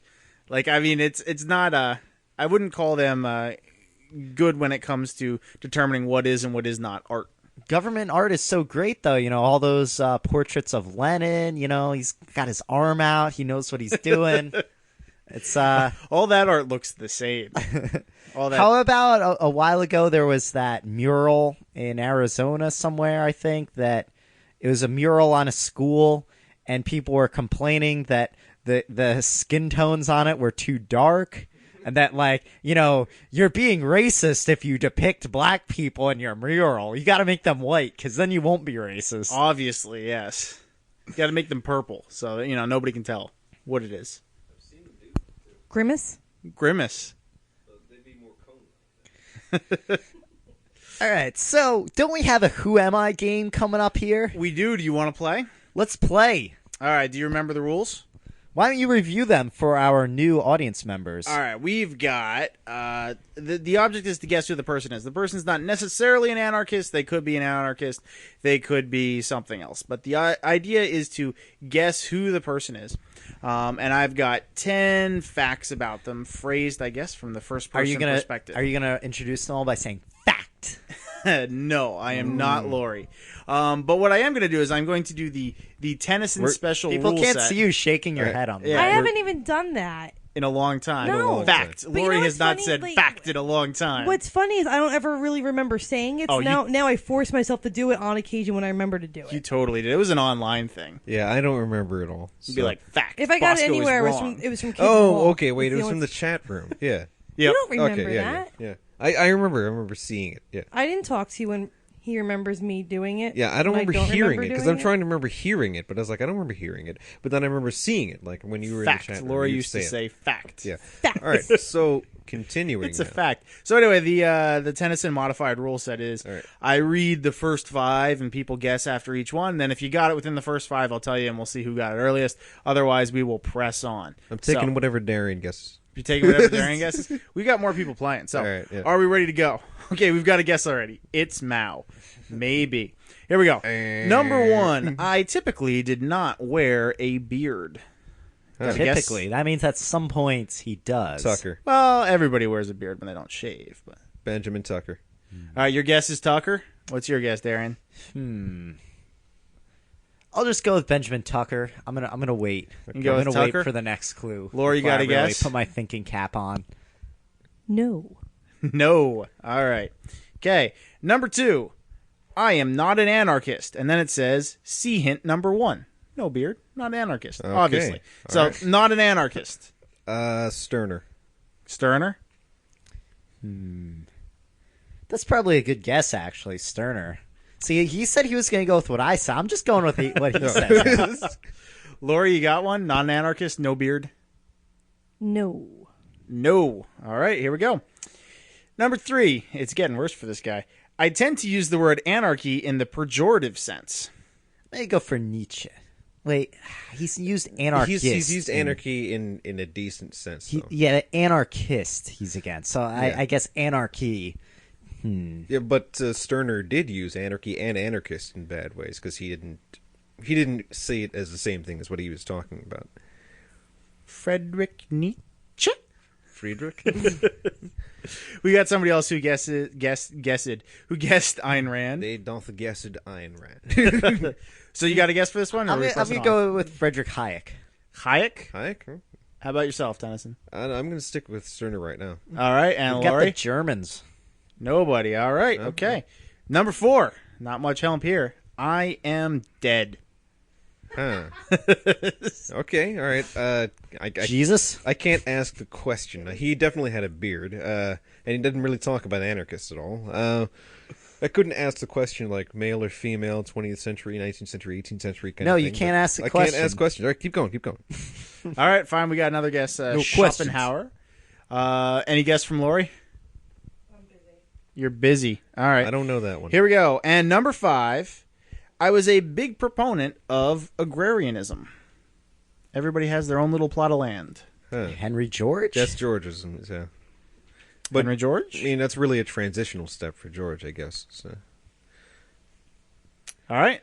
Okay, nobody got it in the G.K. first 5. Chesterton? All right, nobody got it. So everybody's guesses, it's none of them. If you're going to say Chesterton, you're going to say Hilaire Belloc. This is a tough one for you folks. But Yeah. all right, here we go. Number 6. I once said we have Jefferson. Jefferson, guessed in that's- the we got chat room. Jefferson being guessed in there. Thomas Paine, then. All right, let me finish number 6. All right. I once said brings the pain. the voluntary support of laws formed by persons of their own choice distinguishes peculiarly the minds, the minds capable of self-government. The contrary spirit is anarchy, which of necessity produces despotism. Yeah, that certainly sounds like an American founder. Yeah. Everybody hopping on the Jefferson bandwagon? Is that what I'm hearing? Well, I'm just going to say American founder. Okay. Who was the guy in the chat room who said Jefferson first? Anarcho Tom. Anarcho Tom nailed it. Yes. It's Jefferson. Yeah. Yeah, once I saw Jefferson up there, I was like, oh, yeah, that makes sense. Oh yeah, you got beat on it. You want to hear the other ones? George Jefferson. Anarcho Tom nails it. Let's see. This is a pretty easy giveaway for Jefferson. I was a big proponent of republicanism. He was big on that word. George Mason. 8, everybody would get it at this point. I famously said that the banking institutions were more dangerous than standing armies. Okay. 9, I was a president. And then I put all the nasty ones in number 10. I owned slaves, didn't believe women should hold office, and planned for the forceful assimilation or removal of Indian tribes. Also for the colonization of black people, said they didn't have equal rights. Women didn't have equal rights. They should also have castrate homosexuals. Yeah, all kinds of nasty, nasty crap. Yeah. Did he say the standing army? Yeah. Did he really say that? No, or I was think it- that was isn't that's there, more like a a spurious quote. Like, you know, Yeah, I people thought there saying was- that, like they applied People it. saying he said that? Yeah, I just like the wasn't sure one if it was where actually clear. like that the he one where did. they said, like, you know, if we let the bankers in, then, you know, we're going to wake up with our whole country conquered that our fathers had conquered or something like that. Yeah. Yeah, that one was That kind was of totally BS. Yeah, I don't know, but maybe that one's probably Is got it? a little Okay. to it. It's in a letter? All right, yeah. We can look it up. But yeah, Never I mean, mind. Jefferson was an interesting guy. The reason I picked Jefferson is I was looking at a lot of Tea Party banter, and they're always interesting people to argue constitutional law with because usually Yeah. they don't know much about the Constitution or the Genius. founders or anything like The that. Constitutional should only take you like a half hour to read. It's like if you're gonna like, I don't know, if you're saying you're gonna kill someone over this document, you can at least freaking read it. I mean, It's, you know, people But if get it's too sacred to read. pretty damn intense over it. you have to close your eyes when the book opens, otherwise you'll be like the Nazis at the end of Raiders of the Lost Ark. What did I? Again with Nazis. He's going to throw Nazis in every episode. It's Indiana Jones. And Okay? Indiana Jones again. Indiana Jones wins it. So we're gonna talk about Indiana Jones and Nazis and cabaret. I every have episode. looked at so much Nazi photos. But we're definitely on the no-fly list after this week. So There's so much. so you have known ties to neo Nazis now. At this so, point, yeah. I've seen everything, Yeah. and I'll tell you, when you search in Google Images with the safe filter off, and you search Nazis, every fifth photo is awful. It's just you don't even like gradually go down the rabbit hole. You Yeah. just take the elevator down. Wow. So it's not just like a bunch of gradual 88s and 16s. You might and like things. it. I don't know. There's some weird stuff in there. I don't know. I'm not really into weird stuff. Well, I mean, if you take the Nazi part out of it, but there's some- Except we for take the robots. Nazi part Yeah, out. you of know, this if you Nazi once you search. take the Nazi stuff out, it's okay. It's easy to swallow. But after that, it's kind of like Oh gosh, yeah. If you take out all that formal stuff, about arrangement and these are the rules for Congress and the Constitution, it's even quicker than that. It's rapid. It's very quick. Article 1, Section 8. Just get through that. That's it. It's really what you need to know, I suppose. I had just real quick, the reason why Laura is looking for Nazis is for Oh, a yeah. graphic design you don't have to project. explain it. Leave it a mystery. It's just It is a total mystery why she's so interested in Nazis. because all she's of a surf Nazi. And I must die. surf Nazis must die. I was watching the commentary on Surf Nazis Must Die. What do you have it on Laserdisc or something? Like seriously, Laserdisc. who the hell does this? My roommate burned it for me in college, so I watched it. Stop. You're complaining about the fact that people don't read the Constitution, yet you're the kind of person who watches the commentary on Surf Nazis Must Die. Like you have It all was the worth it. esoteric stuff down. You It was don't worth know it. the ingredients in Splenda? I read that package all the time at home. That ad right there is just for you, then. The more you have to offer, the harder it is to find someone special. Experience a professional matchmaker. Wow. Google really is just like so down on our chat room. They're like, you can't get laid. You need to click on this because you're a loser. That's probably what pops up for libertarian and everything else. You're like, oh, middle-aged white guy with beard, single. Let's see. Let's go to the beard dating site. The beard dating site. Oh. All right, so Constitution, it wasn't even that great. It was explicitly to expand the power of the national government. You can argue it created a new national government It did. where originally there was just a compact, a confederation with a Congress that really didn't do much. I mean, it was almost like America could have been like the EU almost. Here's the issue, though. You can't even argue the thing with half these people. I'm sitting there thinking, like, I really don't personally like this document, and I know more about the damn thing than you do. And, like, you're talking with people who don't even understand the positive rights, negative rights aspect, or anything that's been argued about when the thing was actually made. They don't get that. And you're like, all right, we can't have an intelligent conversation until you at least know what this thing The is. Constitution says I don't come from no monkey. Apparently, yes. Apparently, it says that in the Constitution. I got to play this video for you eventually, though. It's called "If Atheists Rule the World," and it's just nothing but atheists reading quotes from actual I've quotes heard from that. fundamentalists. It's one of the funniest things I have ever seen on the internet. Yep. And I will play it for you, just you, later. So speaking of godless news, do you have any technology news? I certainly do. Because technology is godless. Well, it kind of is. Does it works. contradict the Old Testament? Because if so, I don't want to hear it. I mean, it says that pi is a little more than 3. Oh, Yeah, I know. boo! It's easy to hit the Old Testament with that, even though they were really just kind of rounding. They literally were rounding in that thing, so I'll let that slide.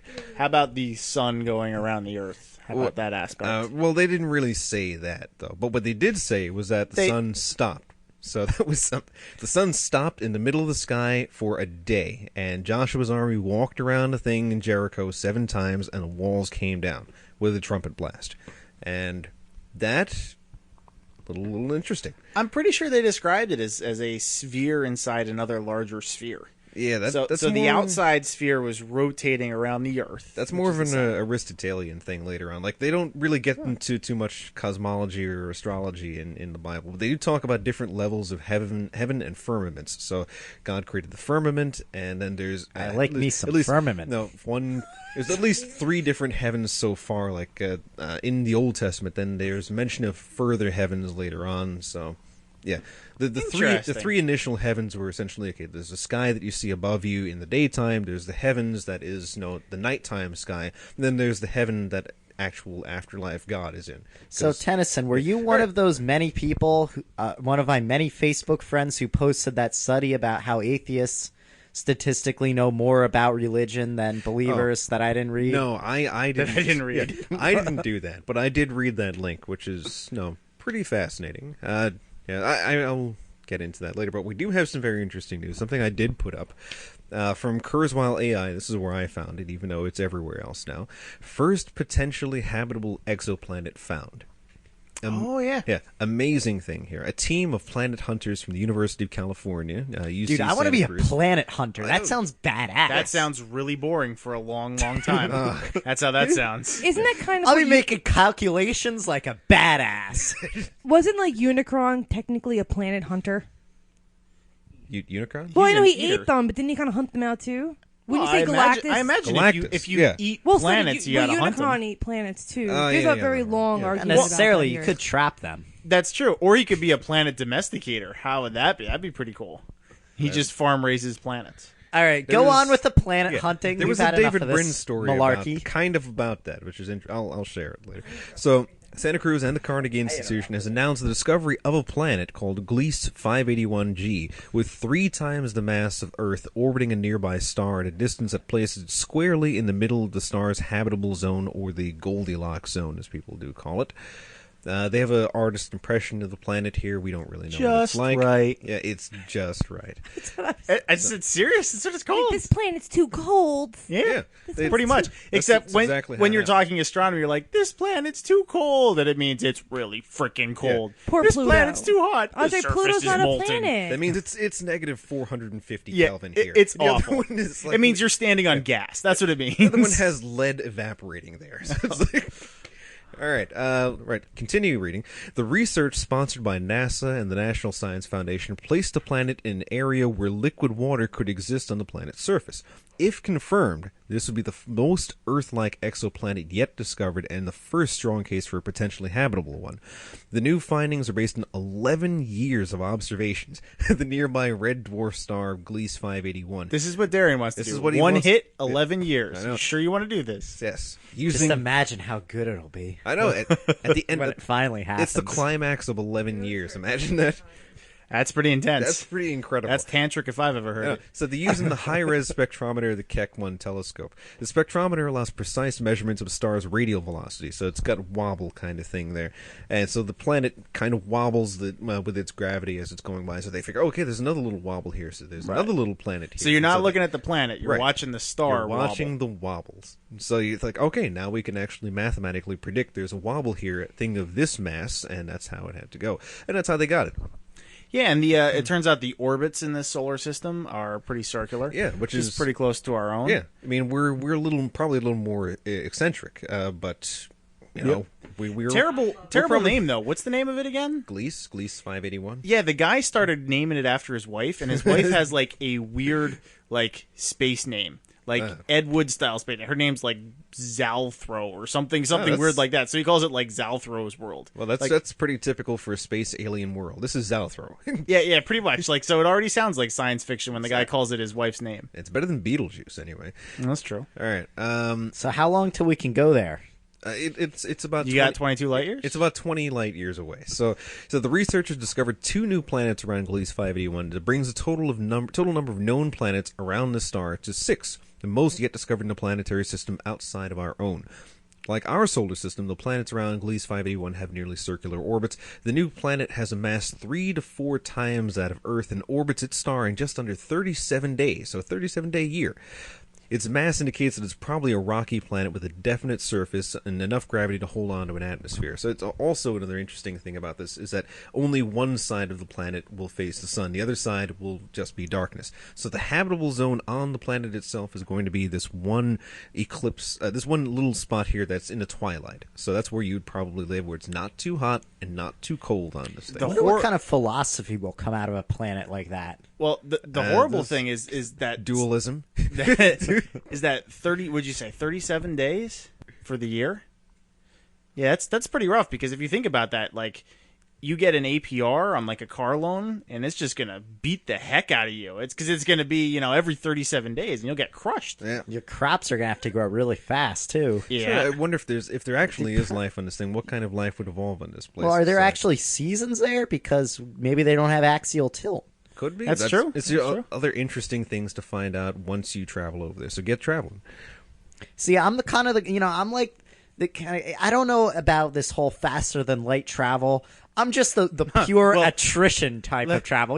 If you can live for 1,000 years and go almost the speed of light, is a 25-year journey going to be that out of the question? I don't know. I like how you say you don't know about this faster than light travel. I don't If know you- about that thing. If you there. ever fix that, Darian, you win. You just win at life. Done, over, boom, We will complete. give you whatever you need. That's after that. like the number one problem facing humanity. Well, I don't know about this faster than light travel. Let me do some calculations for a half he's hour doing and his see if I John can figure Wayne it out. impression here. Thank But- you, John. Yeah, I mean, your idea of traveling for thousands of years and approaching the speed of light. So let's say you have some sort of constant acceleration propulsion, like some sort of ion thruster type thing that can just get you more and more. Although even then, you eventually run out of fuel. Run out of ions. Yeah, exactly. But if you can find some way of doing that for thousands and thousands of years, you will you'll set all kinds of new speed records. Yeah, probably the best way is with solar sails or something. So you Yeah. could just run on starlight for as long as you go.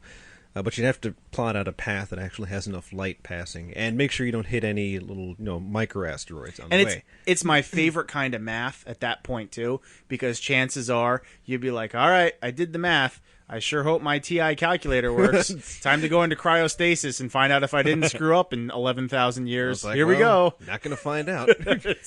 Yeah, exactly. You'll know if you did it right. You won't know if you did it wrong. Yep. Oh boy, some good old adventures in space there. But And that, Darian, is why you need to take a physics class. And knowing this- because when you're putting yourself in cryostasis, it's all really Newtonian at that point. don't worry, the Figuring out how to get machines there. will do the math for you. You don't even have to know this. So, yeah, but That's God. like people say with snow shelters. If your snow shelter collapses, you won't wake up. I don't think that's true. You'll wake up from the cold. It'll jar you out of your sleep, and then you have a little bit of time to dig yourself out before you get hypothermic. The air in your lungs. Who's telling you you're still? Have you been listening to Bear Grylls again? Like, were you talking to somebody in an elevator? They're like, if your snow shelter collapses, you'll never wake up. It's just my day to day, When did this come up? Well, you're mentioning if It sounds you're- like something I might tell you, Well, but you're I don't recall saying that. Well, you're talking about being frozen, and if you do something wrong, you don't wake up. Well, that makes me think of my terrestrial experiences because that's the only basis I have for space Okay, travel. all right, that's valid. I Yes. wonder if nuclear propulsion would be fast enough because it's not going to get you to 100%. But wait, no, antimatter, of course, that would probably get you there because you'd have perfect annihilation at that point, and then. But the nice thing about nukes is, all the nice thing about space is all the speed you gain you can keep for as long as you want. Just hope you don't hit anything. Yeah, there's nothing slowing you down. You hope not. Oh, you hope not. Yeah. It's like, you get a little micro asteroid. There's a root that'll put some hair on oh your my chest. gosh, this thing was only a half a gram, but I'm hit it like 1,000,000 miles an hour. Ooh, now I that's blew awful. up. Now I have a hole. It's like, oh, That's kind of it, interesting. it was like hitting a nuclear bomb, even though it was this tiny. Yeah, So- I mean, there's also, we've got international bans on nukes in space, which makes it kind of hard to test any of that stuff. Yeah, well, no. Which is difficult because we've got all kinds of cool, nuclear pump Fingers lasers and things like crossed. that we can do. So. Oh, yeah. Somebody, I found out something about plasma pulse propulsion or something else that somebody else. It's like, wow, that's a whole other thing. So getting away from the chemical thrusters and going towards a whole other thing, which is great. Now, hopefully, they can actually do it. Sounds like a good and way to do we it. won't have to bother with the space elevator either. So, which sounds incredibly dangerous. So, Yeah, it will be the Yeah. first 6 or 7. if you actually get to 2, then I think we will stop. So, what do you think about space travel in a libertarian society? Is it going to be better? How and why? Space travel, I think if you take a more private route to space travel and you open it up a little bit more, it will be better once people find a way to make money at it. So once you find a way to either have a material that's of high value or anything like that. I mean, it's just like the frontiers here on Earth, right? They become valuable once there is a material of value out there, and then you will see people start moving out more into space. Now, what if Earth is so prosperous from lack of restriction and creative energy unleashed that you don't even need to make that much money to have a valuable space flight? You could just do it for research purposes as something if to your do. technology is at that level, yeah, sure. Yeah, I would just do it for fun because we want people to come out and see what this big blue marble actually looks like, and people will pay $30,000 to do it. Millionaires all over the world will pay this money to see this thing. Which is good because it drives down the cost for the rest of us. You find Exactly. cheaper ways of moving them up So there. if we actually get real atomically precise molecular manufacturing going, real nanotechnology, the good stuff, then it'll all be solved at that point. Because then we won't have to spend all this time coming up with exotic materials that we can't actually get and cost way too much money to build, and repairing machines, all this fancy stuff that we will have at that point very easily. Just a vat of chemicals, just throw nanotechnology seed in there, and it builds you a spaceship, and then voila, yeah, now you can go to the moon if you like. The people who really, really benefit, though, when you open up new frontiers are the people like us who Yeah. are in the minority and who have basically anti-government ideas.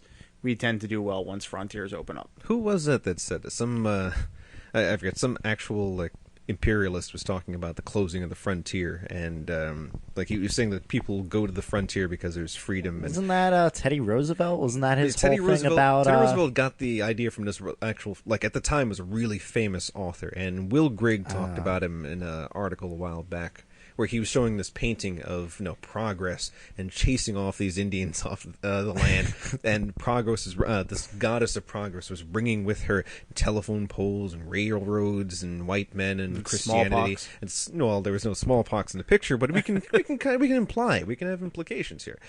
They just kind of disappeared into the darkness. Yeah, the I've Indians. heard of that. I forget. Yeah, Teddy Roosevelt had that as a lot of his philosophy, but there was an actual book. I don't remember what it was called, Yeah, but it was that guy. So, but people have taken this idea that people who want freedom will go to a place where they can be free, and the frontier used to be that place. And John Kennedy, he of course came up with this same thing, this new frontier, and that was his same idea. He said that in a couple of his speeches as well. So, space could be an interesting new frontier. Could be the final frontier. Could be the final frontier. I was listening to the Iron Maiden album, The Final Frontier. It's their new album. It's pretty good. The song, The Final Frontier, is awesome. The thing with it is most of the songs on the CD are It's too really long. long. Yeah. And you have to you have to listen to the whole thing to get the whole thing. So it's it's the kind of CD that the kind of album that you really have to get into. You have to be ready to put into to put the effort in. It's not like, a 2-minute song on your way into like driving somewhere. It's like, okay, now I'm going to listen to Iron Maiden. Now is the time. I have blocked out 14 minutes. Yeah, I want to. It's a credit to Anarcho Tom for actually finding the painting there, the allegorical painting by John Gast, 1872, where it shows the goddess of progress going across the west and chasing the Indians just into the darkness there. But I still don't know the name of the guy, so I'll figure his name out though. Yeah, but Final Frontier, it's a good one. If you're an Iron Maiden fan, you should like all their albums. But I think Final Frontier, I think that the song's really good. They also have a single on it, El Dorado, which is like 7 minutes long. That was a song I was considering putting on the Thinking Liberty list, but we'd only be able to play like half of it. Oh, you can get a shorter El Dorado, one by Elton John. No. It's exactly the same. It's the same song, So, do we have any more tech news? I got more tech We got news, the though, the Nobel Prize, right? That's being divvied out. We got that? We got it. We Crap, didn't I win it. missed that. We got. I know the physics one went out. I know the bio one went out. Bio one went to the people who worked on IVF, in vitro fertilization, which is kind of interesting because they really sort of took a existing technique pretty much and applied it to humans. So you have the one guy who was a scientist who was basically like, yeah, this could probably work in humans. I need somebody to get me eggs. And then the other guy happened to be a gynecologist, so he was like, hey, you've got access to eggs. And then bingo, bango, you have in vitro fertilization. Did they you go. experiment on slave women without their knowledge? I think this came consent? a little after that. Not Okay. that I know. And then the... Because that happened too. We were talking about medical experiments earlier in the show. That was actually one guy who founded gynecology. He did that. Rewind the show and listen to the earlier part, though, so people who are just tuning in. Nice. Yeah, Well, you can go to thinkingliberty.net and grab the archive. But, Thinking- but go on thinkingliberty.net. with ethical, I think medical Tennyson's got studies. something. Yeah, I was. Well, were you done there? Because there's an actual ethical way of experimenting. But Oh yeah, of as doing far as medical I know, and I experiments. haven't done a lot of research. This research was done ethically, as far as I know. As far as we know, next year I figured Venter was probably going to take it. I thought he was going to take it this year, but maybe he promoted his thing a little bit too late and actually published the research in Nature and a bunch of other things after the 6th month. So It's possible. I mean, the Nobel Prize is more about posturing and prestige and crap Yeah. like that, unfortunately. yeah, and Venter, he's good for that. That's exactly the type of thing that he would do. That he would excel at. Yes, he's done that his entire life. Oh, And I've known then he's people who have worked with him and had to work with some of the research that he's made, and they will say worse things about him. So, yeah. But he probably should definitely win for creating artificial life. So, something else that I found recently, over at, I was at Kara Drexler's website, and somebody put a link up, and they're friends with Drexler, so he was talking about his AT&T roaming fees. So it's kind of tech news, but this really interesting story, and I wonder what kind of discussion might come from this. So he says that he went to Croatia for a little bit. He brought his phone with him. He was an iPhone, had it unlocked, had jailbroken and all that, so he could get a local SIM, put it in there. And so he's in this local SIM area for Croatia to get great reception and everything. And what he did was he paid like $17.40 at his exchange rate. So it's 100 of local currency. And he was able to get 100 megabytes for just like less than $20. 100 megabytes of 3G data for that much. And he's trying to compare it to how much it would be to AT&T if he was using the roaming. So he said the standard international data roaming rate is quoted as 0.0195 cents per kilobyte. That's just shy of 2 cents in the U.S. per kilobyte, $20 a megabyte. He used 44 megabytes. That's how much he used out of the 100 thing that he bought. So it would have been $879. Wow. Yeah, so it's nearly $900 for very light usage. He only used 44 megabytes his entire time here. And he could have used a whole lot more if he'd really been traveling for business, just visiting family, nothing like that. And so, but of course, AT&T says you're going to be traveling internationally. Really ought to buy one of their Data Global packages for 20 megabytes for $25 a month, 50 megabytes for $60 a month, and $120 for 100 megabytes. Recall that he bought 100 megabytes there for about $5 or something. It was something else For like $17. Yeah, well, I mean, he paid the SIM and the plan came with it. I think that's what he was trying to say, but because it didn't come out clearly. It says, and if you go over your monthly allowance, it's $10 a megabyte. And so, Jeez. comparing what he's getting in Europe over there to what they're charging over here in the U.S., what's going on here? This doesn't make much I sense. think they're used to. This sounds like a lot of stuff that falls into the like gotcha category.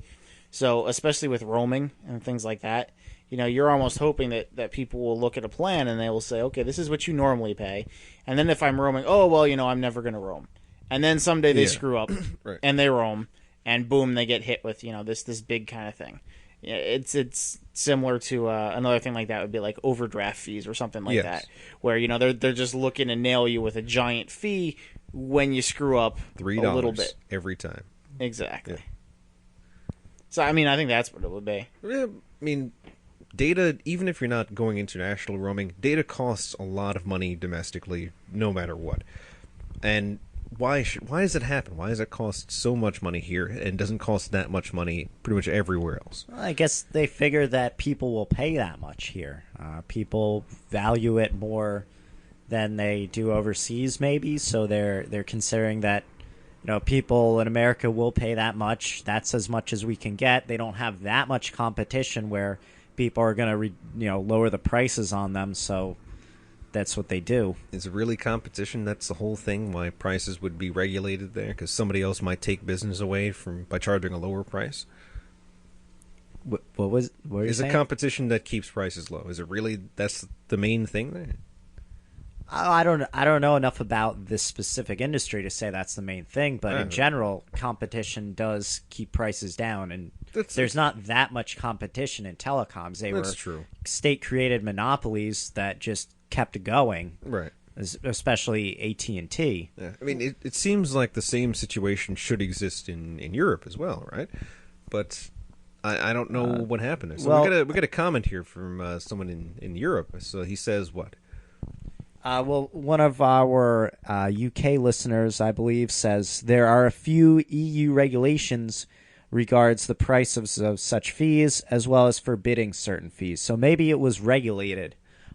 Does the article say that, or is it just... No, but I mean, the person who wrote this is a professional economist and talks more about the economics of the whole thing, and I don't really know.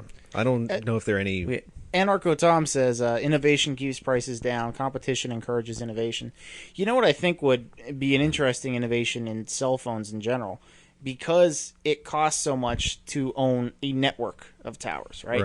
That's where the issue comes in. If you want to cover like the East Coast or the West Coast, you need a lot of capital to do that. If you could have some kind of phone that would, or some kind of service where your phone would connect to an independently owned tower, and you could agree to, I will pay this much, but I won't pay this much, and this is what I expect for it.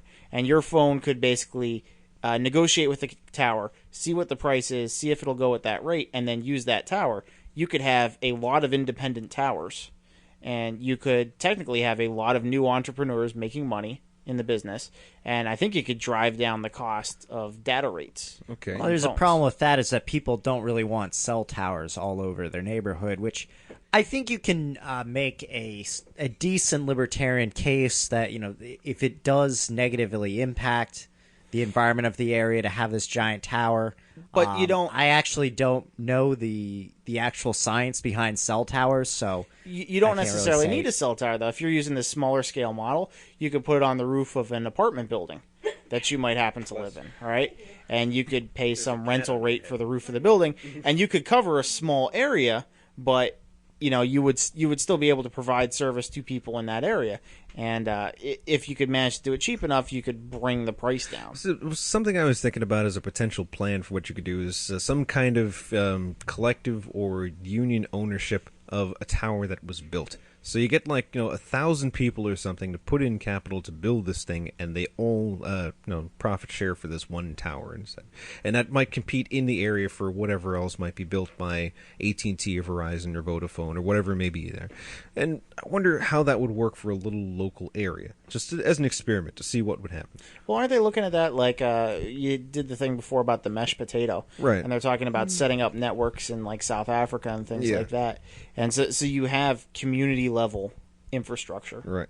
cropping up. See, it's But not- Biles saying that towers aren't that expensive. They're which- not? which Well, I is would- true. I mean, would capital cost like 10,000, 50,000, 100,000? So, From what I've looked at, for instance, just GSM technology, which Right.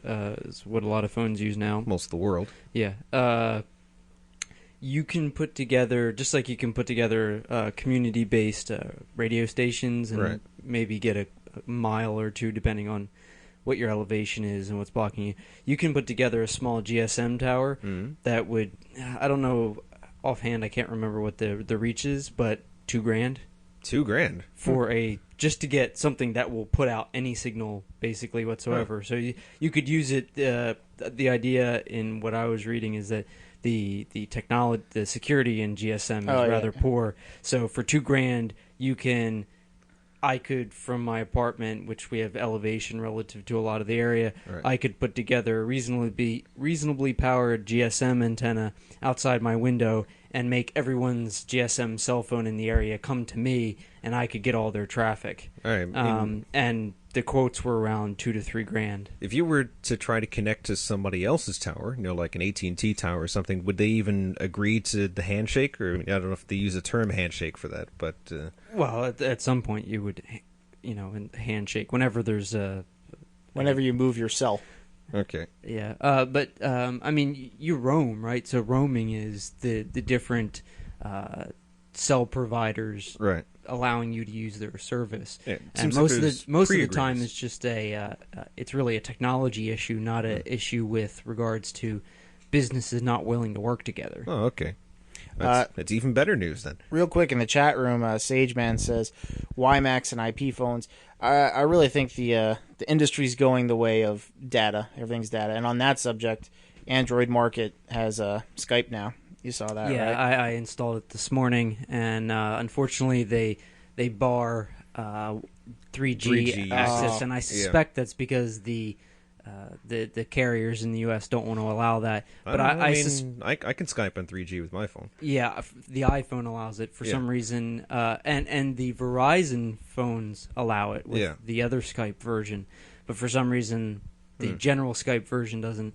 And I it's suspect coming, someone maybe. will probably hack around that. Yeah. But The Skype beta for the longest time, too, wouldn't let you do it over wireless, which is like, all right. Why? What, What's even what even the having heck is this the thing? point? Like, what are you doing with this? Yeah, so the iPhone doesn't allow you to do the video interaction with people, so the FaceTime chat with other people. But somebody has hacked it with a jailbroken version, and you can do the FaceTime over 3G. So it's possible. It just isn't as good as it is over Wi-Fi. It's less fidelity. yeah, well, and particularly I think in Apple's case, the reason that they didn't allow over 3G is that they didn't. It's one of those things. Apple's known for not giving you a technology if they Yes. don't think it's ready. Over 4G, they probably would have enabled it, Yeah. but over 3G, they're not willing to take the cut in the quality because Right. they don't want their customers to think that the quality sucks. Exactly. Which it would, but that's because of a technology Right. issue, not because Because of the company, Apple.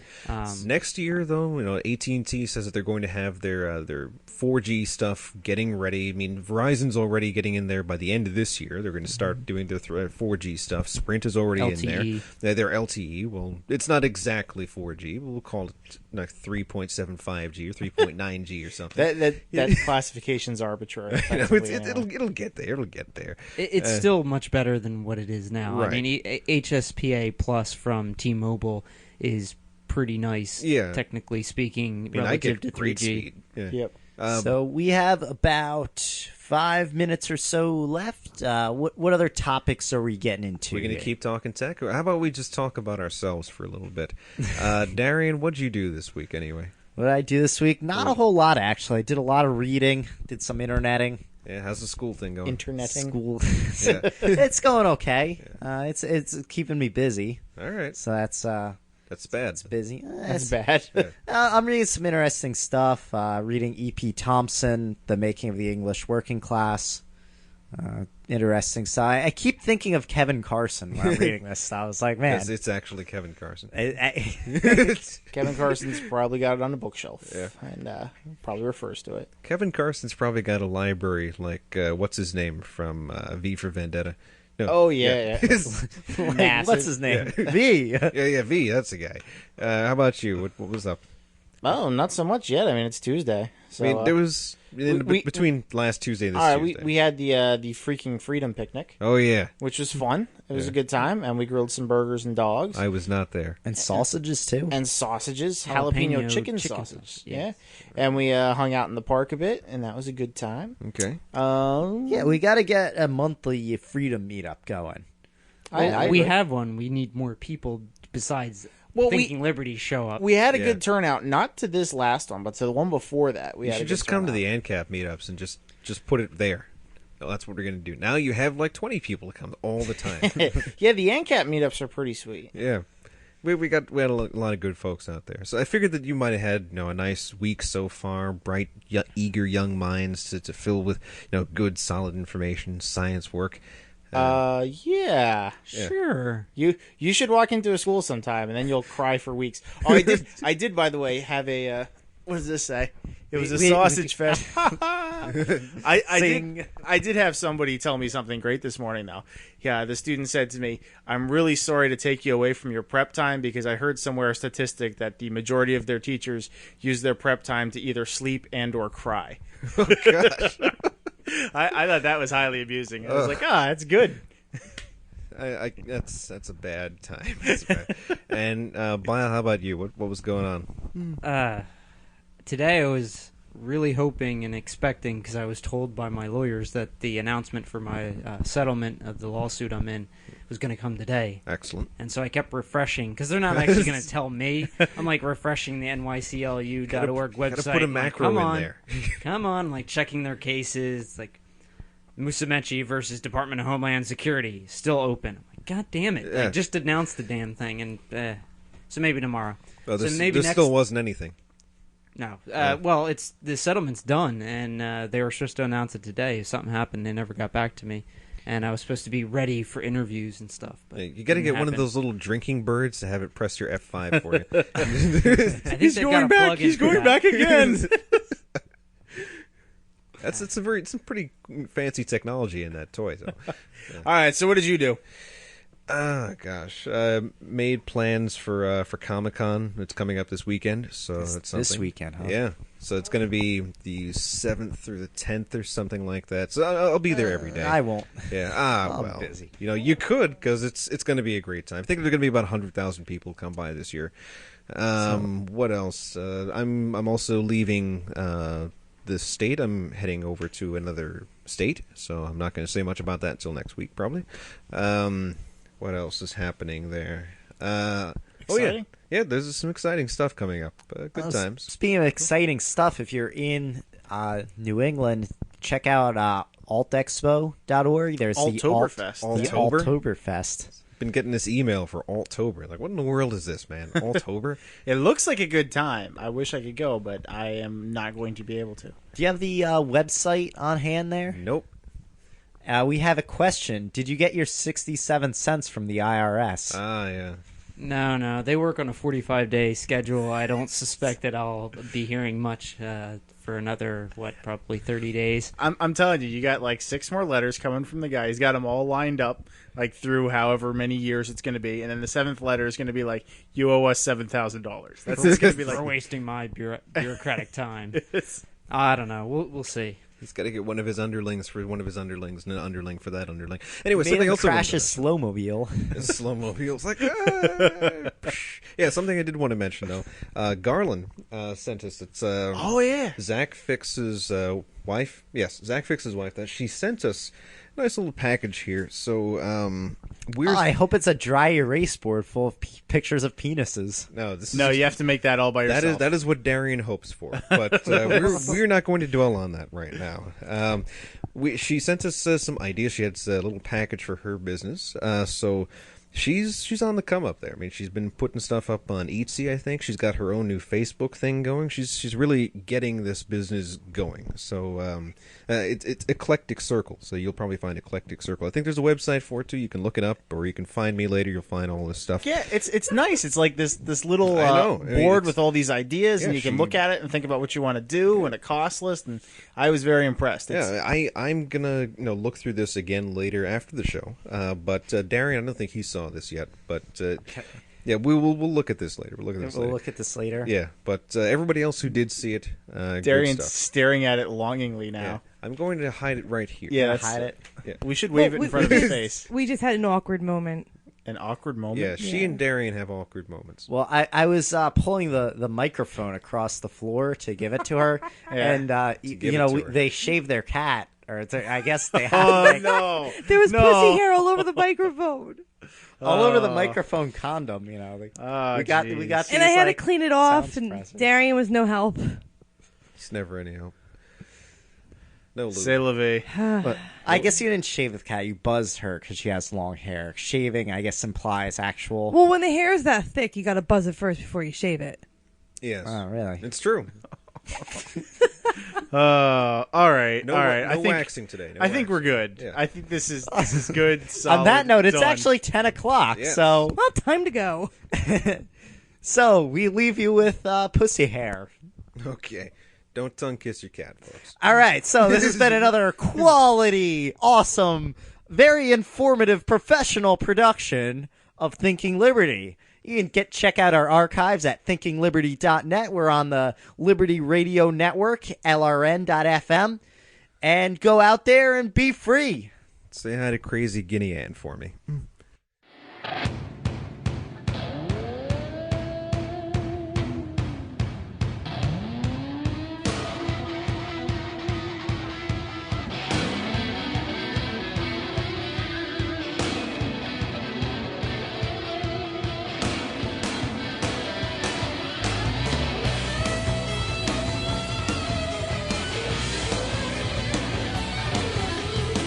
Some days you feel so empty, just a talking head. Married to a Klingon who was screaming in the press. Dr. Kennedy, you got to one with Richard curses. 25 years passing like an evening at the circus.